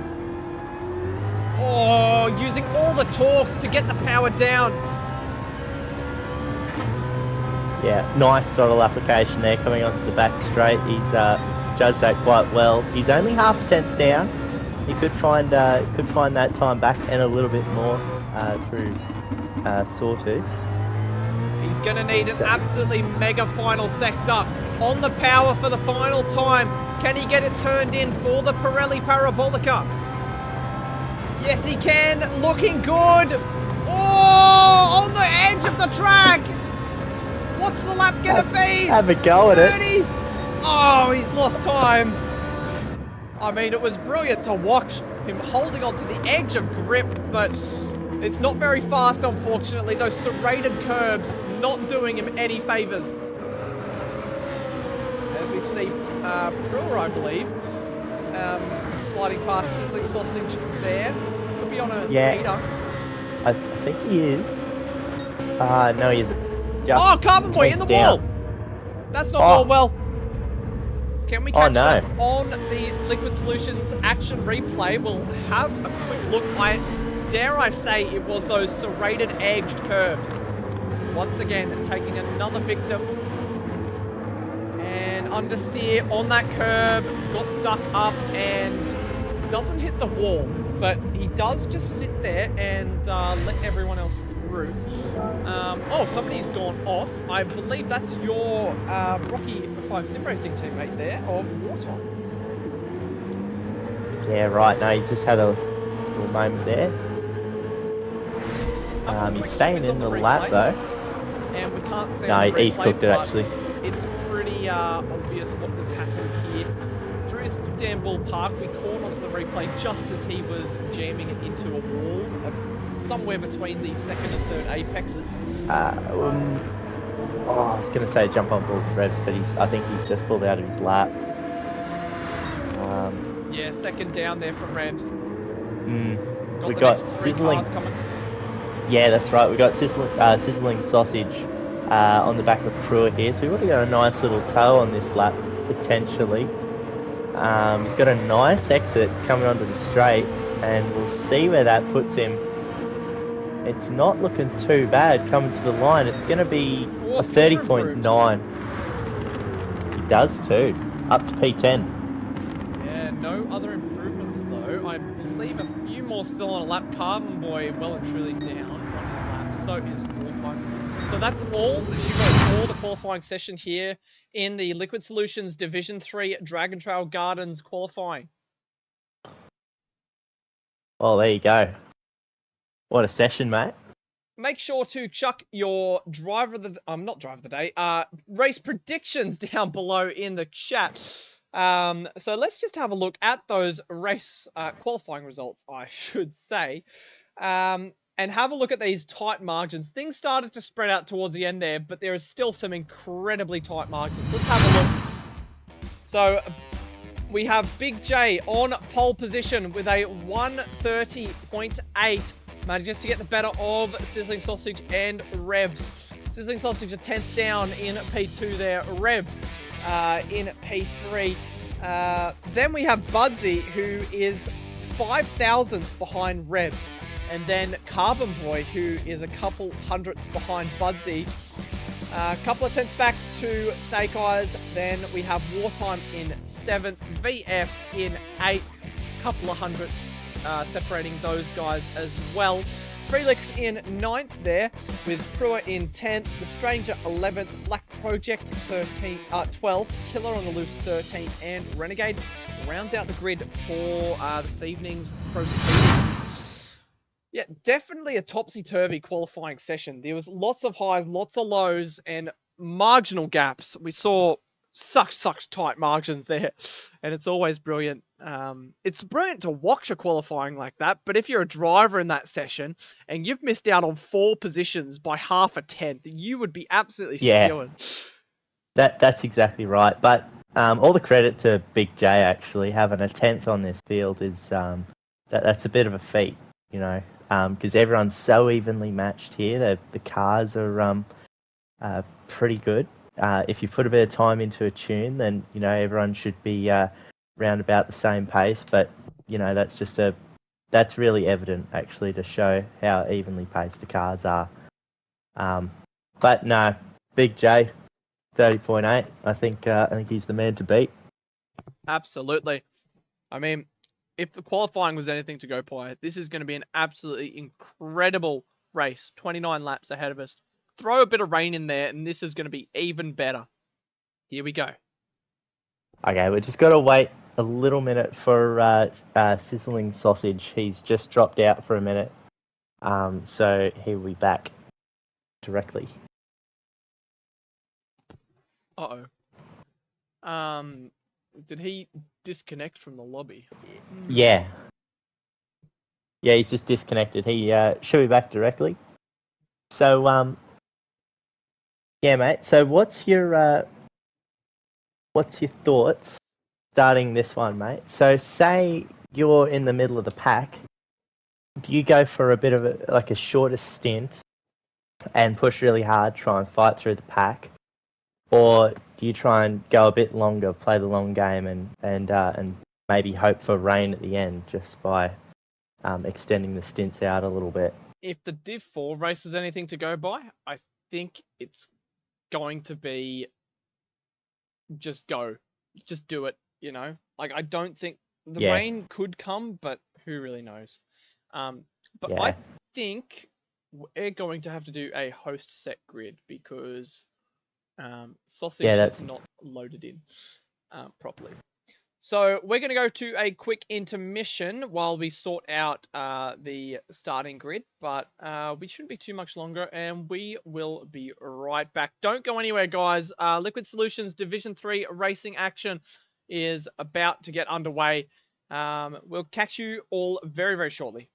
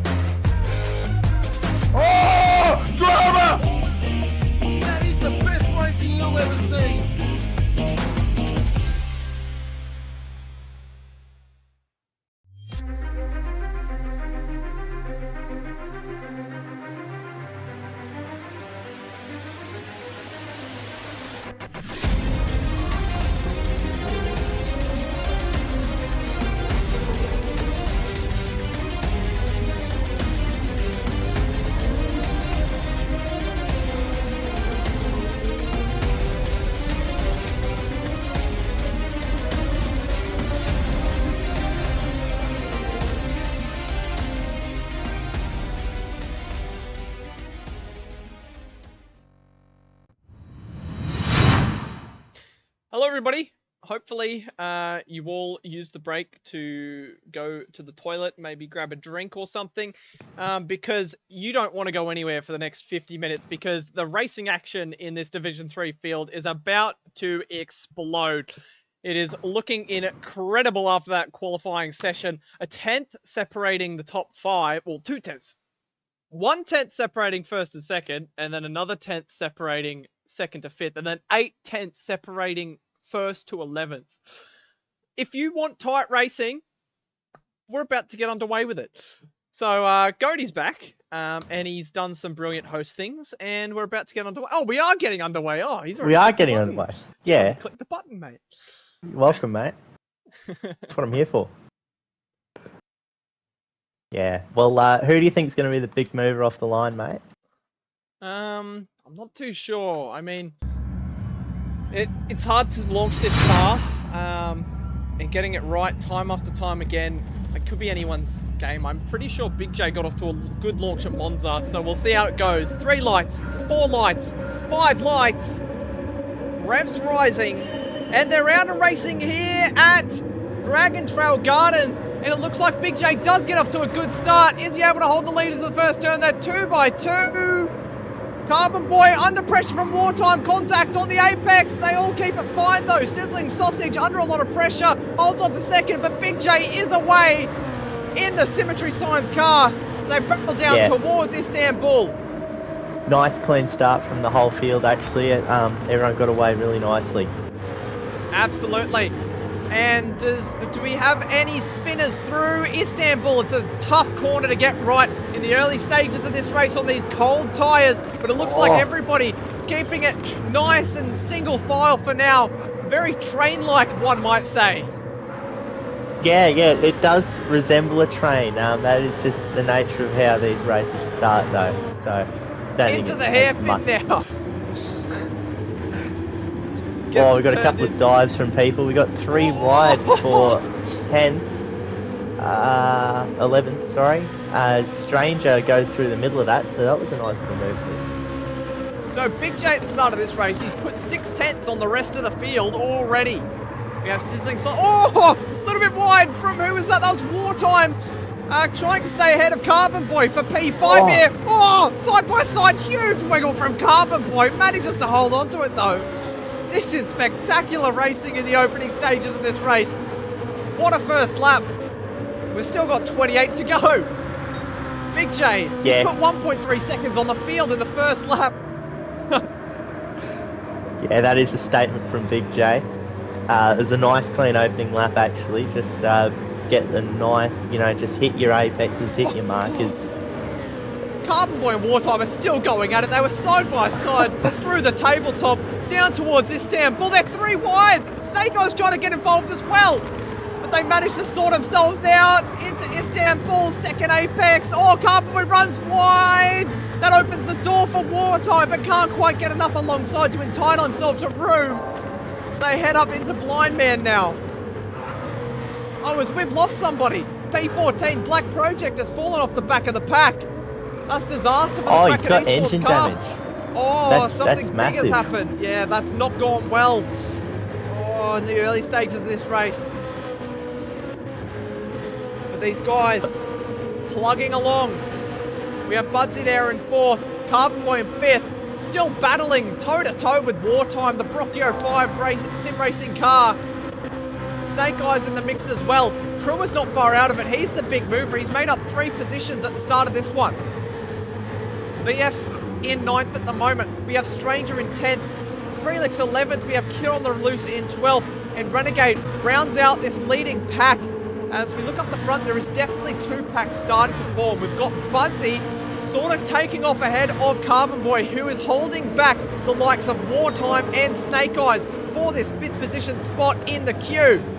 So they head down into tabletop for the 3rd time. Yeah, Sizzling Sausage actually got the fast lap on that occasion, so he's found 3 tenths on Big J on that last lap, so he's getting into a bit of a rhythm here and starting to reel him in. Big J did everything absolutely perfectly on that opening lap. He built a gap, and now it's his job to maintain that gap. But Sizzling Sausage is going to do everything in his power to make a stop to that and charge him down and take the lead of the race in the opening few laps. Yeah, just as you say that, Big J, he had a bit of a mare of Istanbul there, and he's dropped a couple more tenths to Sizzling Sausage. So Sausage is nearly in the slipstream here, so this could tighten up pretty quickly. Absolutely. As these guys head down towards the Sawtooth. So this top four has skipped away from the rest of the field. Then we've got the next three of Carbon Boy, Wartime and Snake Eyes, before we look back to Brewer, who is leading VF, Stranger, Killer, and you could even say that Renegade and Freelix are involved in that as well, the two Hoon Corp cars. Crossing line to begin the fourth lap here is Big J, so it's a personal quickest lap. Will Sizzling Sausage go purple again? No, he doesn't. He's 2 tenths down on that last lap. They match each other toe for toe, Big J and Sizzling Sausage. 31-2, plays a 31-2 on that last lap. Oh, you got to have a look at this P5 battle, mate. It's all kicking off as Wartime's just dipped a couple of wheels in the dirt, and that's allowed Snake Eyes to round him up on the straight. So it was just a little lapse in concentration maybe there from Wartime, but nice move there from Snake Eyes just to see it happening. And Carbon Boy is able to take a sigh of relief as the pressure is relieved from Wartime. But what that now means is that he has to handle Snake Eyes, who is beaming down the rear bumper of the APR car. yeah, and as you say that, mates, Big J's had a huge moment coming out of the hairpin, and Sizzling Sausage is all over him as they go down the straight, heading up to Sawtooth. Big J manages to hold on to it. Yeah, we've got Sausage all over him, mate. He's just looking for a way past. That was actually a brilliant exit from Big J. Now, that was what we needed. Revs and Budsy, these guys are just tagging along within slipstream range as well. So these guys are going to be thinking, thank you very much. I want to have a go for the lead of this race as well. And they're getting pulled along by Sizzling Sausage on an absolute charge for the lead of the race. Big J has some big names sitting behind him on track. Can he hold on to it? That's the big question. So something's happened to Snake Eyes here as well. Carbon Boy has managed to put 1.7 seconds on the pairing behind of Snake Eyes and Wartime. So the Carbon Boys found some absolutely incredible pace, or Snake Eyes and Wartime have had a bit of a moment on that last lap. Judging by the lap times, 134 plays a 133.1. So yeah, definitely looks like that. Definitely looks like they've had a little bit of a moment, and it's just allowed Carbon Boy to skip away there, which is good for him. He's in a little bit of no man's land though, at the moment, but he has got a bit of clean air that could help him at this stage of the race. You don't want to get into a battle too early on here. Absolutely. So Big J's never been in this situation before. His best position in a Sector 1 race is P3, and that came from the last race out at Monza in the Enduro. So leading this race, I reckon the nerves, they must be getting to him. He must be thinking, wow, I've never been here before, let's try and get this done. He could be cool under pressure, could be calm, but he's got Sizzling Sausage, Revs and Budsy, all Division 3 race winners, bearing down behind him. This is going to be a whopping race. Yeah, that's right. These guys are all high-level operators, but Big J's, he's all new to it. Oh, as I say that, Revs has had a huge moment coming out of tabletop, and he's just dropped best part of half a second to Sizzling Sausage there. It's not gone well. No, it's not ideal. So we're on lap 6 at the moment. What do you say we jump into an APR tyre and fuel update, Goaty? Oh, alright. Here we go. We'll kick it off with Big J up the front. His front left is probably looking about 30% worn, and he's right on 50% fuel. And comparing that to Sizzling Sausage, he's got a lot more tyre wear. So Sausage is definitely a bit of a cooler head on the steering wheel, and especially with fuel as well, a little bit more of a save there. Revs up behind him, has probably got the best tyres out of the top 3. Similar fuel to Sausage. Budsy behind him, probably same on fuel and tyres. Carbon Boy is pretty much the same as well. So yeah, Big J is probably the worst by margin out of the top 5. Snake Eyes, similar again on tyres, a little bit less fuel than everyone else. And Wartime is still got that 30% wear, so that seems pretty common at this point. Trua is burning up his front left actually, and a little bit heavy on fuel. VF is looking good on both. Then you got Stranger, who's a little bit better than VF again. So Stranger probably nearly the best in the top 10. And then behind him we've got Killer on the Loose. He's got the worst front left I've ever seen. And a little bit less fuel as well, so he's been pushing the car quite hard. And then we've got Felix behind him, and he has got front left, which is a little bit better than Killer, and similar on fuel. Then behind him we've got Renegade, and they've all got that 30% tyre wear actually. It's pretty standard, and he's been a little bit heavy on the fuel usage. And then Black Project, rounding out the field, has probably got the best tyres in the field, and bang on 50% fuel. Thanks for that, There you go. The APR Tyre and Fuel Update brought to you. You're in safe hands. I messed that up. I'm sorry, guys. Please don't shoot me. Alright, we continue on. The battle up the front is closed up closer than it's been all race. Big J has conceded quite a bit of time there. It's currently out at 5 tenths. Oh, 2 tenths! The gap opens up. Can Sizzling Sausage get the move done? No! Not quite, but he's going to be looking at the slingshot hairpin. Does the gap open up? Fires it down the inside? No, doesn't. Decides not to. He's going to have another go into the sawtooth though. Yeah, Big J made a massive dart to the inside there in defence, but I would have expected Sausage to get a bit more of a run there, but didn't seem to. Something has happened to Prua. He has dropped 3 positions from P8 down to P12. Oh, wow. Something big has happened. I'm not too sure what, but he's continuing on for now. Yeah, it looks like he's had a 5-second mistake, or something's gone wrong because he's 5 seconds down on his personal best. This battle back up front, it's shaping up to be absolutely magnificent. Big J, in a potentially compromised car, is struggling against the likes of Sizzling Sausage, Revs and Budsy behind. Can he hold on to the lead of the race as we're approaching the pit window? As Goaty said, you have 2 sort of approaches to this race. You can either take the gamble and hope that it's going to be a dry race the entire way through, or set your car up ready for the rain to pounce and make that decision if need be, if the rain does arrive. That's right. And we're talking about Big J leading the race for his first time.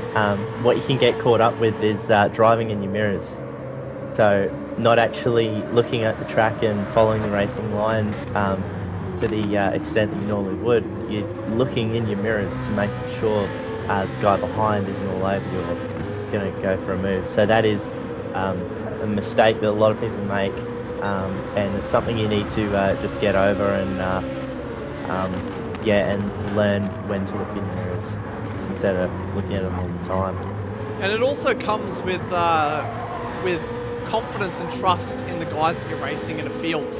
Like somebody like Big J, he might not be too acquainted with the guys around him yet.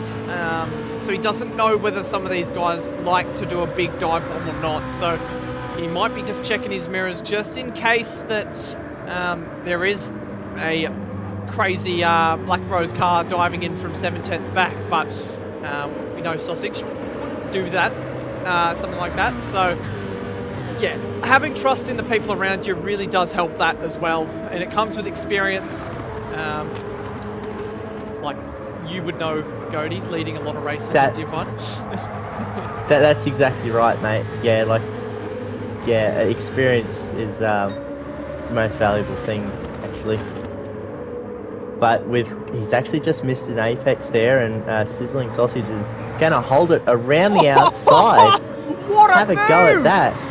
And That he's is got up. the inside for the hairpin.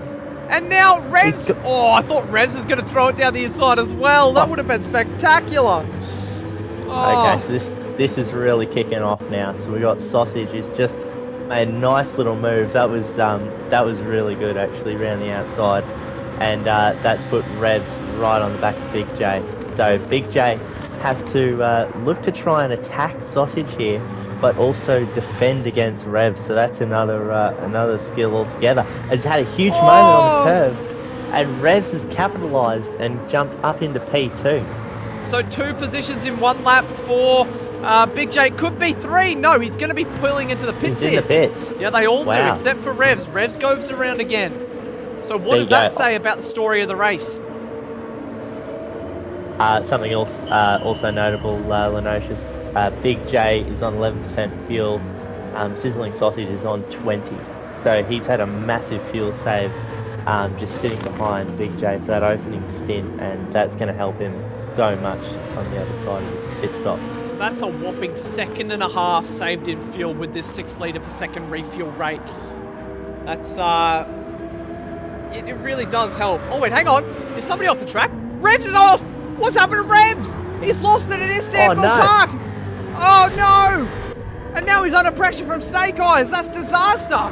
As we have a look on the replay, he just overcooks it, slams into the barrier before the first apex, and then spins across the circuit, overcorrects, finds himself lacking in the middle of the circuit at an almost standstill. That is disaster for the guy in P2 at the moment. And now he has to challenge Snake Eyes and Wartime for the lead here. All of these guys yet to take a pit stop. But oh, he was looking so good in that leading battle pack. But the other guys probably don't know. They probably don't even realise that Revs has had a massive moment. And when Revs inevitably pits, he's going to come out 5-6 seconds behind them, and they're going to be wondering where he went. Oh, yeah. Wow. Yeah, that was a huge crash. That cost him 8 seconds. That's disaster for Revs. The privateer, it's not gone well. Yeah, he's got his work cut out for him for this next stint. Peels into the pits. Revs and Snake Eyes, former teammates at REM before it dissolved. Now 2 privateers. We have Wartime going around again. Yeah, that's a big call for Wartime. He's going to go around.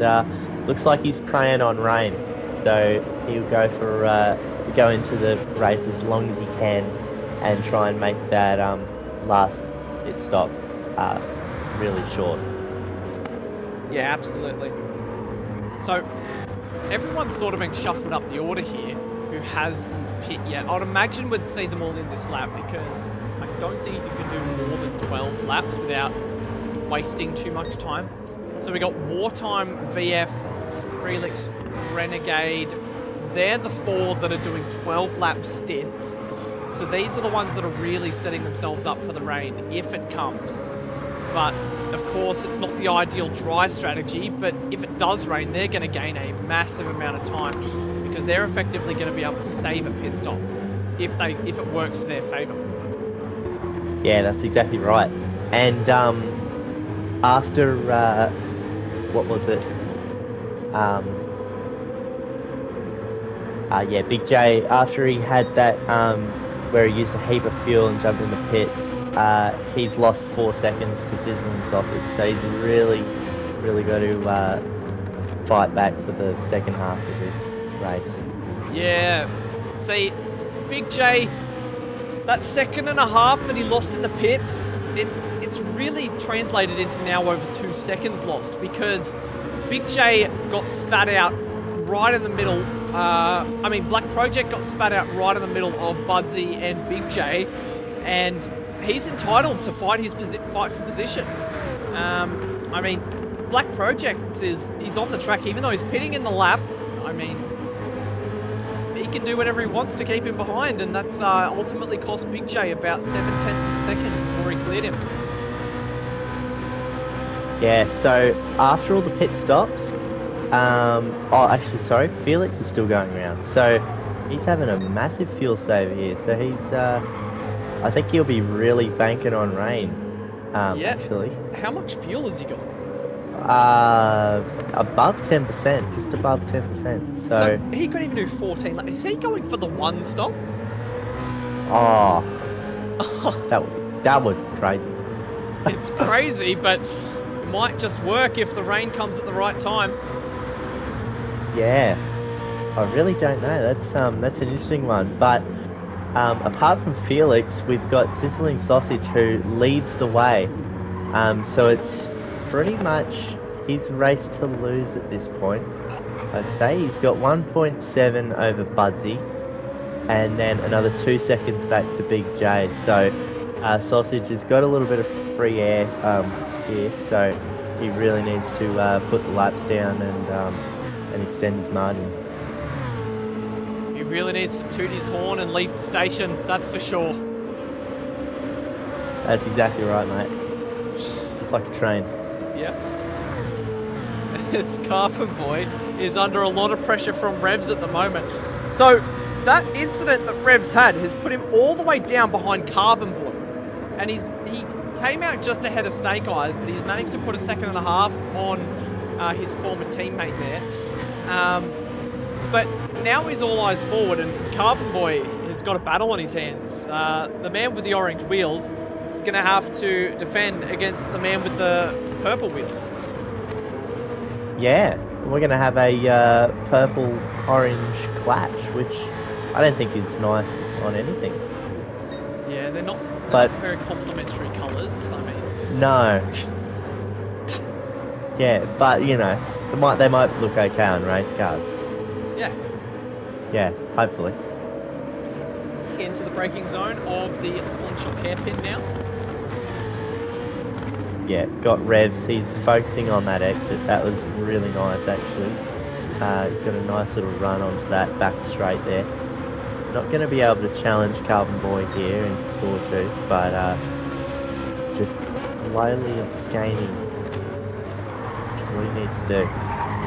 Well, what this is doing, Carbon Boy holding up Revs, is allowing Snake Eyes right back into this battle, and he's already back within slipstream range here. So look at that. Revs doesn't have a great run through the Pirelli Parabolica. These guys, towards the end of the straight he makes it up, but Carbon Boy gained 0.4 alone, just mid-corner. So what does that tell you about downforce levels between these two? It says that Carbon Boy is running a bit more, and then Revs is able to get that straight line speed. As we can see here, under brakes, look how much he's gaining under brakes as well. Oh, through Istanbul. Gets it turned in, kinda. Yes, they all keep it off the serrated strip on that right-hand side.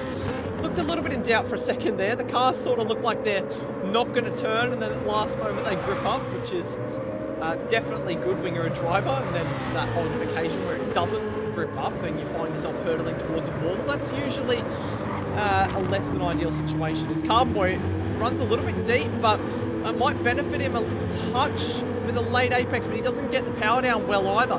And Revs is immediately capitalising on that, closing up the gap. 0.3, under 0.3 now, 2.5. Is he going to be close enough to the Sawtooth? I don't think so. He's going to have to hold up for now through the chicane. And meanwhile, this is bringing Snake Eyes into this battle pack, so it's about to be a three-way in a minute. Yeah, absolutely. It's a fly through the Pirelli Parabolica. Oh. Oh, Revs! Oh, I Jesus Christ. wouldn't want to go too much wider than that. That curb is deadly. Very, very easily unsettles the car, and wouldn't want to test it too many times, that's for sure. We saw Revs hit that in qualifying, and it ruined his lap. Cost him about 0.3 of a second, but... How about the run off tabletop? He's got a run on Carbon Boy. He's going to make it go defensive, which is actually really clever here. A little bit of Oh, contact. it's a bit of a touch. But I think Carbon Boy manages to hold off for now through Istanbul. He's slow on the exit though, a little bit of a slide. That opens the door for Revs to apply some pressure. Carbon Boy goes defensive. Still on the defensive line, trying to sacrifice a little bit of the racing line just to keep Revs behind. The ideal situation in here for Carbon Boy is for Snake Eyes to throw a move down the inside of Revs and hold them both up, so that Carbon Boy can just skip off into the distance. Yeah, I like what Revs did there on the way into Istanbul and made him go defensive, because as you saw, Carbon Boy had to pay for it all the way on the exit 3 corners later. Yeah, absolutely. And hello, look who is joining this battle pack.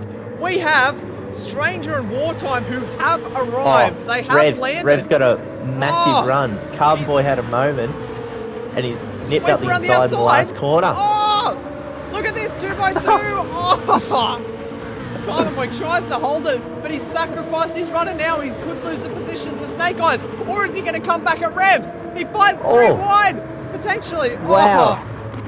Carbon Boy broke like 100 meters too early there. That could have been a huge crash.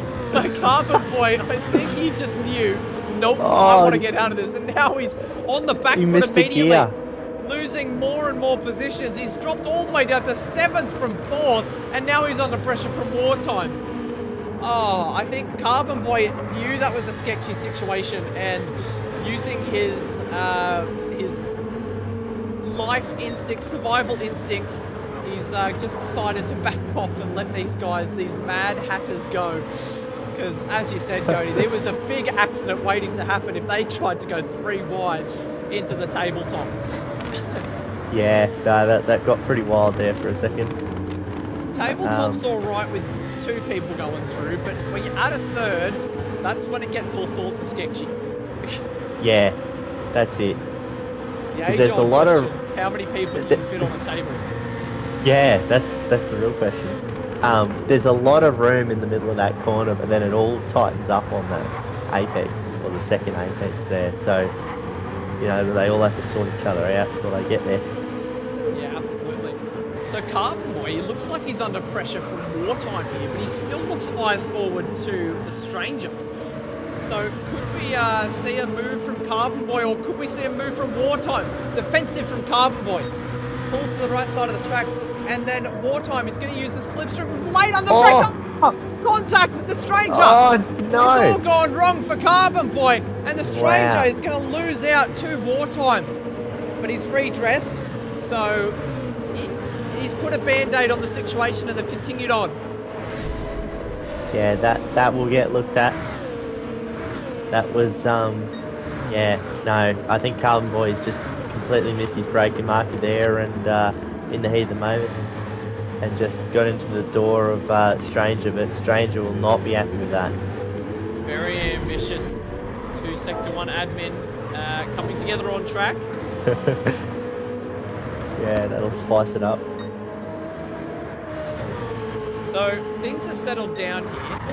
Sizzling Sausage in the lead by 2.7 seconds over Budsy, who has 3.8 over Big J, who has a whopping 8.4 second gap over Revs. So, after all this, so Revs had that massive moment which lost him about 8 seconds. Minus 1.5 seconds to Big J for the fuel save.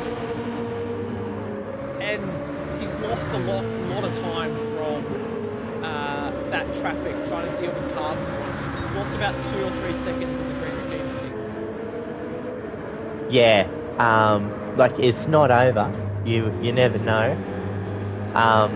But but yeah, that all of those things have really hurt him. But you know that's racing. It's really unpredictable. But you know it could rain, and you know, and that'll shake up the whole field. So there's a lot more to play out at the end of this one. Yeah, absolutely. We have 11 laps to go, roundabout. The rain, it should be arriving around the 35-minute mark if it's going to arrive. If we don't see it by then, I mean, it could just be a dry race. To have 2 from 2 dry races so far, that's we'll just have to wait and see. Could we see a splash of water on the circuit?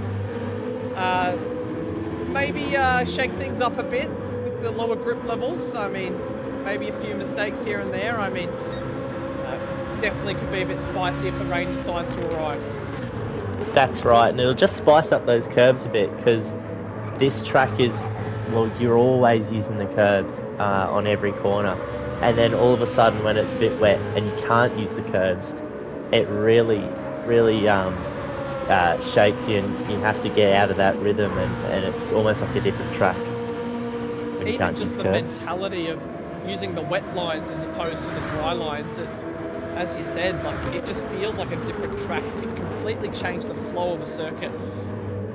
Yeah, that's exactly right, and it's a really hard thing to adjust to on the fly. Now, interesting enough, from what I've heard, talking to a few people in the community, because rain was forecast, quite a few people were practicing for wet weather. And quite a lot of people don't particularly fancy this track in the dry. But when it's the wet, they do quite like it, which I think is quite funny, considering it's the exact same motor racing circuit, but the dynamic can completely change depending on the weather conditions.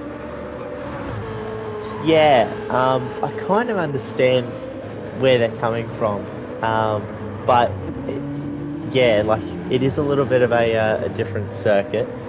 But yeah, I think what it is the curbs are really annoying. Like this track is built to be taken the other way. We are driving in the reverse layout, so some of the curbs are a bit chunky, and they're not quite in the right spots. But when you don't have to use the curbs and it's wet, then it's actually not a bad track. Yeah. As we got the 2 front runners come in on lap 20, Sizzling Sausage has had a massive fuel save again. So interesting enough, Big J goes round. Yeah. So he's going a little bit longer, which is interesting. That's all I'll say about that. It's interesting. And Revs stayed out before. Hopefully he doesn't do what he did last time he stayed out and spin as he comes into Istanbul. It looks like he survived this time around. So let's get the camera off him before he makes any mistakes. Snake Eyes and Wartime are currently sitting P3 and P4 respectively. And they're just plugging along. I mean, technically P5, P6 on the road once you take into the guys who have a pit already. But if the race were to end like this, I don't think that would be complete. No, they've got themselves into pretty good spots. And you never know, like, being back that little bit extra, they might be able to see the rain will come and it'll actually be torrential. Then they could jump in and get on a set of wet tyres and it might catch everyone else out. Like, you never know with the rain. Oh! It's really unpredictable. I think we're about to lose Wartime. Oh no. Oh no, we have 2. That's so unfortunate. I saw him driving on the grass and I was like, oh. I thought he just drove off the track, but then I realised, I mean, we saw it happen to Hodes in the Division 2 Enduro, and it's just, you hate when it happens. I mean, there's nothing you can do, but I guess it's the same as real racing. It's like a mechanical retirement, but it's our version in sim racing. The disconnect, the formidable disconnect. Yeah. Oh mate, I feel so bad for him. He was on for a really good result. the good news is that as he made it past the halfway mark, he will get full point. Half points, sorry. Half points. last He'll place. get a win. So he'll get the full win points. So Yeah. good on him. Not the profit. Makes you wonder why everyone actually makes you wonder why anyone actually finishes the race. Thank God you don't make rules, Cody. Oh mate, it'd be a dictatorship. So we've got Revs and Snake Eyes. They'd have to come in this lap. They're running on absolute fumes. So yeah, and that would probably be their final stop unless it pours, and they're in a bit of trouble. But yeah, so they're just migrating into the pit lane now, and Red has got touch more fuel, but I don't think it's going to matter too much. VF is going to take the lead of the race. He is too. So he's going to have his 5 seconds of fame out in front. And Sizzling Sausage has undercut Budsy by about 2 seconds there. Oh wait, no, they had hit him already. I was thinking that Budsy was Revs, who is currently leaving the pit lane now and has come out behind Big J. So, whoa! Hang on a minute. What has happened to Big J? Oh yeah. Yeah, he's had a huge moment from somewhere. Yeah, on lap 21. On lap 21 he did a 1 minute 59. Because he hit. But then he's done a 134. Ah, right. So that's a loss of 3 seconds. So I guess, yeah, I think the gap was 5 seconds before the stop. So Big J, not very great on his fuel in the first stint. So I'd say he's lost 3 seconds from an incident, a spin on lap 22, which is invalid. So is that?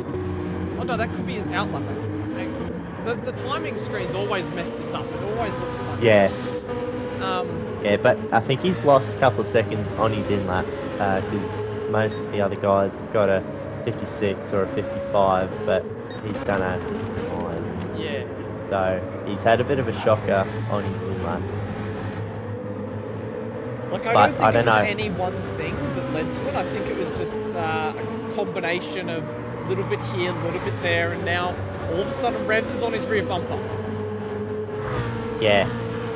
And that's how easily it can happen. It's not just one thing, it could be a multitude of things. And you've lost 5 seconds. You know a thing or two about losing 5 to 10 seconds in a split second? Yes. Yeah, I'm well qualified in these areas. I think it was because you had escaped the train from the rest of the field and moved back into the train. Yeah, maybe something like that. I don't know. You know you can drive Anywho, the train, right? Rain is on the forecast. Rain is on the forecast. That's we're having big. Hey, yeah, they're all going Big at it. J. Big J, Freelix and Revs. There's rain on the track. There's a little bit of I just saw a raindrop. The wipers are on. It's raining. How much rain though is the big question. Will these guys need to put on wet tyres? It's definitely sprinkling. Oh wow! In Croatia. As I'm we just watch having a look at Big J try and throw it down the inside of Freelix. He's gonna get it done. Oh. Big J up the inside, nice move. Beautiful stuff. Yeah, we've got a heap of rain on the radar, and it's gonna hit. I think, if not the next lap, like it's gonna hit pretty soon. Unless we just go around it, there's a couple of storm cells around, and they could Revs. really muck us up. The car bottomed out again on that serrated curve on the right, left-hand side of the track.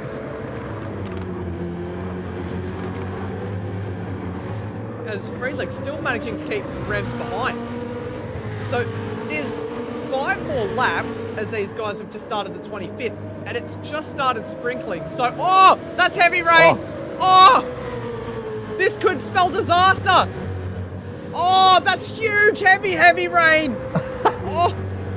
That's a lot of rain. How wet is the track of these guys? It looks like they've still got some grip. It's just gone to intermediate weather, so that's just got a little bit slippery for these guys. They're going to have to take like 20 k's off their corner speed. Now, do you pit for the wet weather tyre or do you stick it out on the slicks? That's the big question. It's a massive pit transit time here. Do you think it's going to clear up or do you take the gamble on the slicks? If I was somebody like Big J in this position right now, maybe the slicks are appealing. You think, I've got 4 laps, a wet track. The slicks are providing me enough grip to keep me from from falling off the track. I might as well just stick it through, you know? We got more rain coming, mate. So it's about to get a little bit heavier. Sausage stays out. Budsy stays out. That's a big call. Will Big J come in? Big J, he's in! He's made the call! So all 3 of them! Oh, they're all in! Snake Eyes goes around! This is a huge split of the field! Snake Eyes is driving through a blizzard right now! VF is in as well. Stranger stays out. Makes you think if you're Sausage or Budsy. Oh, Sausage is gone! He's spun it! And he's into the wall! This is huge! No. Budsy is somehow keeping it on the track surface! And it's all going wrong! Sizzling Sausage crawls around the track! Snake Eyes is facing the wrong way at tabletop. Oh, it's all gone wrong! He's had a spin as well. Oh, this is gonna be contact! It's all going wrong! Oh, it's raining again. Oh my goodness! So Budsy takes rain. the lead of the race. Look at the haul of cars. Snake Eyes is disconnected. Oh. Budsy is gone. Sizzling Sausage is crawling around the circuit. That's a huge call. You can see the armada of cars crawling through Salsa Turn at the moment, down through the S's. Oh. So Big J, he might just be able to win this thing. Revs is right behind him. This is going to be an age-old scrap for the win. Is Sausage able to get it to the pit lane, chuck a set of tyres on, and somehow make it to the end on the tyres with some sort of result? Wow, this is crazy, mate. So we won't have any rain for a little minute. So it looks like it's going to dry out. So if you're Sausage, do you just stick it out? You've come this far, why don't you just stick it out? You're going to have to. You're going to have to. He sticks it out. Oh, this is a huge call. What a motor race. As we see Budsy peels in. So Sausage sticks it out. Big J is charging. It's a 3.3 second gap. But if the track dries out too quickly, then Big J's tyres are going to burn out. But he's going to take the lead of the race momentarily. He's going to slide on by, and the Symmetry Motorsport driver takes the lead of the race before Istanbul. Wow, what a race. And Sausage almost slides off the circuit. There's a touch more rain, and Revs is looking to try and pass Sausage as well. The championship leader and the championship runner-up at the moment, fighting it out on a greasy circuit, one on wet tyres, one on dry. And Revs is trying to throw it down the inside. He's going to get it done. And now Sausage is going to have to settle for second. But you can tell the pace difference. But I don't think that the difference between the Inters and the Slicks are that far apart at the moment. So Sausage, he might still be in this. Don't discount him off. This race is far from over. And he's lost another spot, or losing a spot to Felix as well. So Felix, he's jumped half the field because he set up his car for this exact moment. He saved a stop. He's done the strategy. He went 13 laps the first stint, and he was able to see the rain coming, and he's chucked the wets on straight away. So he has done the absolute masterclass here, and he's up into the podium places. This is absolutely incredible. Sausage down to 5th place. VF has done it as well. VF has gone from 13th on the grid, I'm fairly sure, 10th on the grid, up to 4th place. We've got 2 laps still to go. 8 kilometers of racing. You can see a dry line forming. Is Sizzling Sausage going to come back at the end of this race? Oh my goodness, it's all kicking off. There's not long left to go, but this race is having a grandstand finish. Big J has already put 2 seconds on the rest of the field. Oh my goodness. And it looks like Sausage, is he? Oh, we got to wait for that gap to start closing up. I don't think it is. I think that gap is still expanding. No, it is closing up. The slicks are the better tyre at this point of the race. Wow. There you go. It's just gone over, so slicks are now a quicker tyre. It's. Oh no! Oh, he's gone off the dry line. That's disaster for Sausage. He is on the quicker tyre, but trying to keep it on that skinny dry line is an almost impossible task. But now it's 15 seconds to Big J up front. That looks like an impossible feat at this stage of the race. Big J is not far from over yet. He's still got 2 seconds back to Revs. Yeah, that's crazy. There's so much grip on the little dry line, but Sausage is having so much trouble sticking on it. Yeah, he's 20 seconds off the lead now. It was a strategy call that took some balls, but it hasn't gone the way of Sizzling Sausage in this one. Oh, as he's run out of dry line and slides almost off the circuit. But it's going to be Big J. He's got a 2-second gap back to Revs. He's begun the final 4 kilometers of this Dragon Trail Gardens layout. Oh, he's had a moment. Keeps it on the track. It's 1.7 seconds. It's back up to 2 though. Revs makes a small error. Is he going to go all the way? The man who was on pole position and the guy who led the first stint. Is he going to take the race win in extraordinary circumstances? It looks like it, but Revs, the privateer behind, doesn't want that to happen. He wants this win. He's not far from a win. As they start the final straight line blast of the motor racing circuit, they're going to head down towards the Sawtooth, under the sector split, into the braking zone. It's a 1.5 second gap now through the Sawtooth. Big J, he's just got 2 corners to go. Oh, Revs is facing the wrong way. It's all gone wrong for him. Oh, he's not even gonna finish on the podium. Oh no. It's P4 for Revs. Oh, Big J. Felix had a shocker. Gonna take P1, and he's gonna cross the line spectacularly. Oh, Felix gone wide the last corner. BF, the Datsun Racing driver, and they're neck and neck. It's so close. Who's gonna take it? Oh, it's going to be Felix. Felix holds on. Wow. BF takes the podium, and it's going to be Revs who rounds the final corner, and he's going to take P4. What a race. What did I say, mate?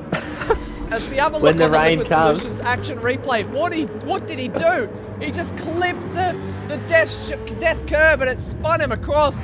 That's disaster for Revs. Oh, is it coming together on the last corner with Carbon Boy and Sizzling Sausage? Oh no! Carbon Boy gets it pointing in the right direction again. And he's going to come home in 7th. We'll catch that one on the Liquid Solutions action replay. So Sizzling Sausage was offline. And then Carbon Boy. Oh! Sizzling Sausage has made contact with Carbon Boy and he's hit the pit wall there. Oh. Can't help but say the stewards would have a look at that one. Further down, we have Kill on the Loose 9. 10th is Renegade, 11th is Stranger. And we have Budsy. He will be the last of the finishers after a disaster strategy call. He stuck it out on the slicks and then changed to the wet tyres. It wasn't enough for the privateer, and he's going to come home in 12th place in this race. Wow. There you go. It all kicked off at the end. What a race. And we crown a new winner in Sector 1. Oh, It must be said, extraordinary circumstances to take your first win in a Sector 1 race. Yeah, Holy what a moly. drive. What a drive from Big J. Absolutely. Mega stuff. Wow. Absolutely spectacular. So, Yeah, he make saw- sure to chuck your Driver of the Day nominations down below. That was... There's too many people to give it to. That is just spectacular. Who are you going to give your Drive of the Day to there, Goaty? Oh, mate, it'd have to be Big J because he actually led the field. He, you know, from the start, he looked like the guy to beat. But yeah, just had a bit of bad luck with the strategy. But then at the end, he thought he'd jump on intermediates, which was actually his winning decision. So it's going to him, mate. I reckon. Absolutely. He did a fantastic job. Which, I don't know whether you said it or Bumcrack said it before the Div 4 race, but sometimes it's a guy who's a little bit further back, who has a little bit more information coming up to the pit lane than the outright quickest guys that ends up winning the race when it comes to the rain. So that was the case tonight, and Big J takes the win. But we'll have a look at the race results of that one, because we didn't get to go through the whole field because it was that action-packed last few corners that we were busy looking at replays. But let's have a quick squiz. This is the results. Big J takes a big first win for himself. His first Sector 1 win in the bag. His second Sector 1 podium. Freelix finishes second place after starting way down the order. He's come back, played the strategy absolutely perfectly, and he's come home in P2. VF completes the podium for the Dadson Racing outfit, and Revs, the privateer, in fourth place there, with Black Project in fifth, Sizzling Sausage in 6th, Carbon Boy 7th, Prua 8th, Killer on the Loose 9th, Renegade 10th, The Stranger 11th, Budsy 12th, Wartime and the Snake Eyes were the 2 DNFs for this race. Wow. There you go, mate. That had everything, that race. Absolutely. I haven't given my drive of the day yet, but I think it's because I agree with you, Goaty. Big J, he deserves the drive of the day. First Sector 1 win in extraordinary circumstances. You love to see it. Absolutely spectacular. Freelix says VF for drive of the day. He should have had my P2. Yeah, that was spectacular. Grandstand finish between those two. They were separated by, what was the official gap? Nothing. 0.05 of a second separated those two across the line. Yeah, that was just crazy. Insanity. Oh, so we've got some more drive of the day votes. We've got VF drive of the day. VF, you crafty fox for drive of the day, said Ghost. Bumcrack just said drive of the day. Don't know who he's giving his drive of the day to, but yeah, he's giving one out there. Yeah. Oh no, he says the Black Project to get back from no. Bumcrack with an awesome point. Black Project was off the back of the pack, 30 seconds off the back of the pack after the second lap, and he's come back to P5. Yeah, I'm sorry, Big J. That's an honorary mention. I'm giving my drive of the day to Black Project because that is a mega drive to get to P5. Holy dooly. Yeah, completely forgot about that. I forgot that Black Project was miles off the back of the pack in the first place. But he's fought his way back and played the strategy beautifully, and he's got back to almost a podium there. So, the heavens have opened up for Black Project, both physically and metaphorically, but he comes home with a P5 finish. Mega effort from him. But anyways, without further ado, I'd like to thank everybody for coming out this evening. We had awesome viewer numbers back after the season break. 45 people watching at the same time. If you haven't already, make sure to smash that like button and subscribe to the Sector 1 channel. If you don't already know, at 1,000 subscribers, I'm going to be eating garlic bread chocolate because some old fart said so. So that's going to be happening. But in the Isn't that what you meantime, normally eat? no, unfortunately not. I'm an enjoyer of garlic bread. I'm an enjoyer of chocolate. I'm not an enjoyer of both combined, all right? You sure? Yeah, 100%. Okay. Anyways, yeah, thanks for coming out, everybody. There's great action in the chat as well. Lots of people with lots of discussion. Always great to see. We absolutely love it. And special thanks to Bumcrack for Division 4 race directing. Did an awesome job in the comms box. And special thanks to this bloke sitting beside me in the comms box right now. Mr. Goat, congratulations on your comms box debut in Sector 1. You did an awesome job, handled the host set grid situation very, very calmly. And yeah, you did well as with your voice as well. You didn't swear. That's always a good thing. No, I did well with my voice. You No, don't thanks swear. thanks for inviting me through the window, mate. It's been fantastic. Yeah, we'd love to have you back here sometime, Goaty. But for now, next Thursday we will be having our community series race, which will be here once again. And next Sunday we're back for Category 1. So if you think Category 2 was anything to go by with Div 4 and Div 3, get ready for the big dogs to step up and have a go because, I mean, that's just going to be even more heated. Oh, it's going to be great. So you better not miss that one. That's next Sunday. Turn it up next week. But don't watch the Div 1 race, though, because it's just going to be a Goaty pole position, fastest lap race win. So... Oh, you never know, mate. I've seen a little bit of pace out of you, you know. It's a bit of a rare sprinkle every now and again. Goes a long way. It does, mate. Anyways, thank you guys. We'll catch you all next Thursday for the Sector 1 Boxer Beauty Community Series. And anything else to say before we sign it off, Goaty? No. All right. Bye, guys. We will catch you all on Thursday. You say bye, Goaty? Bye, mate.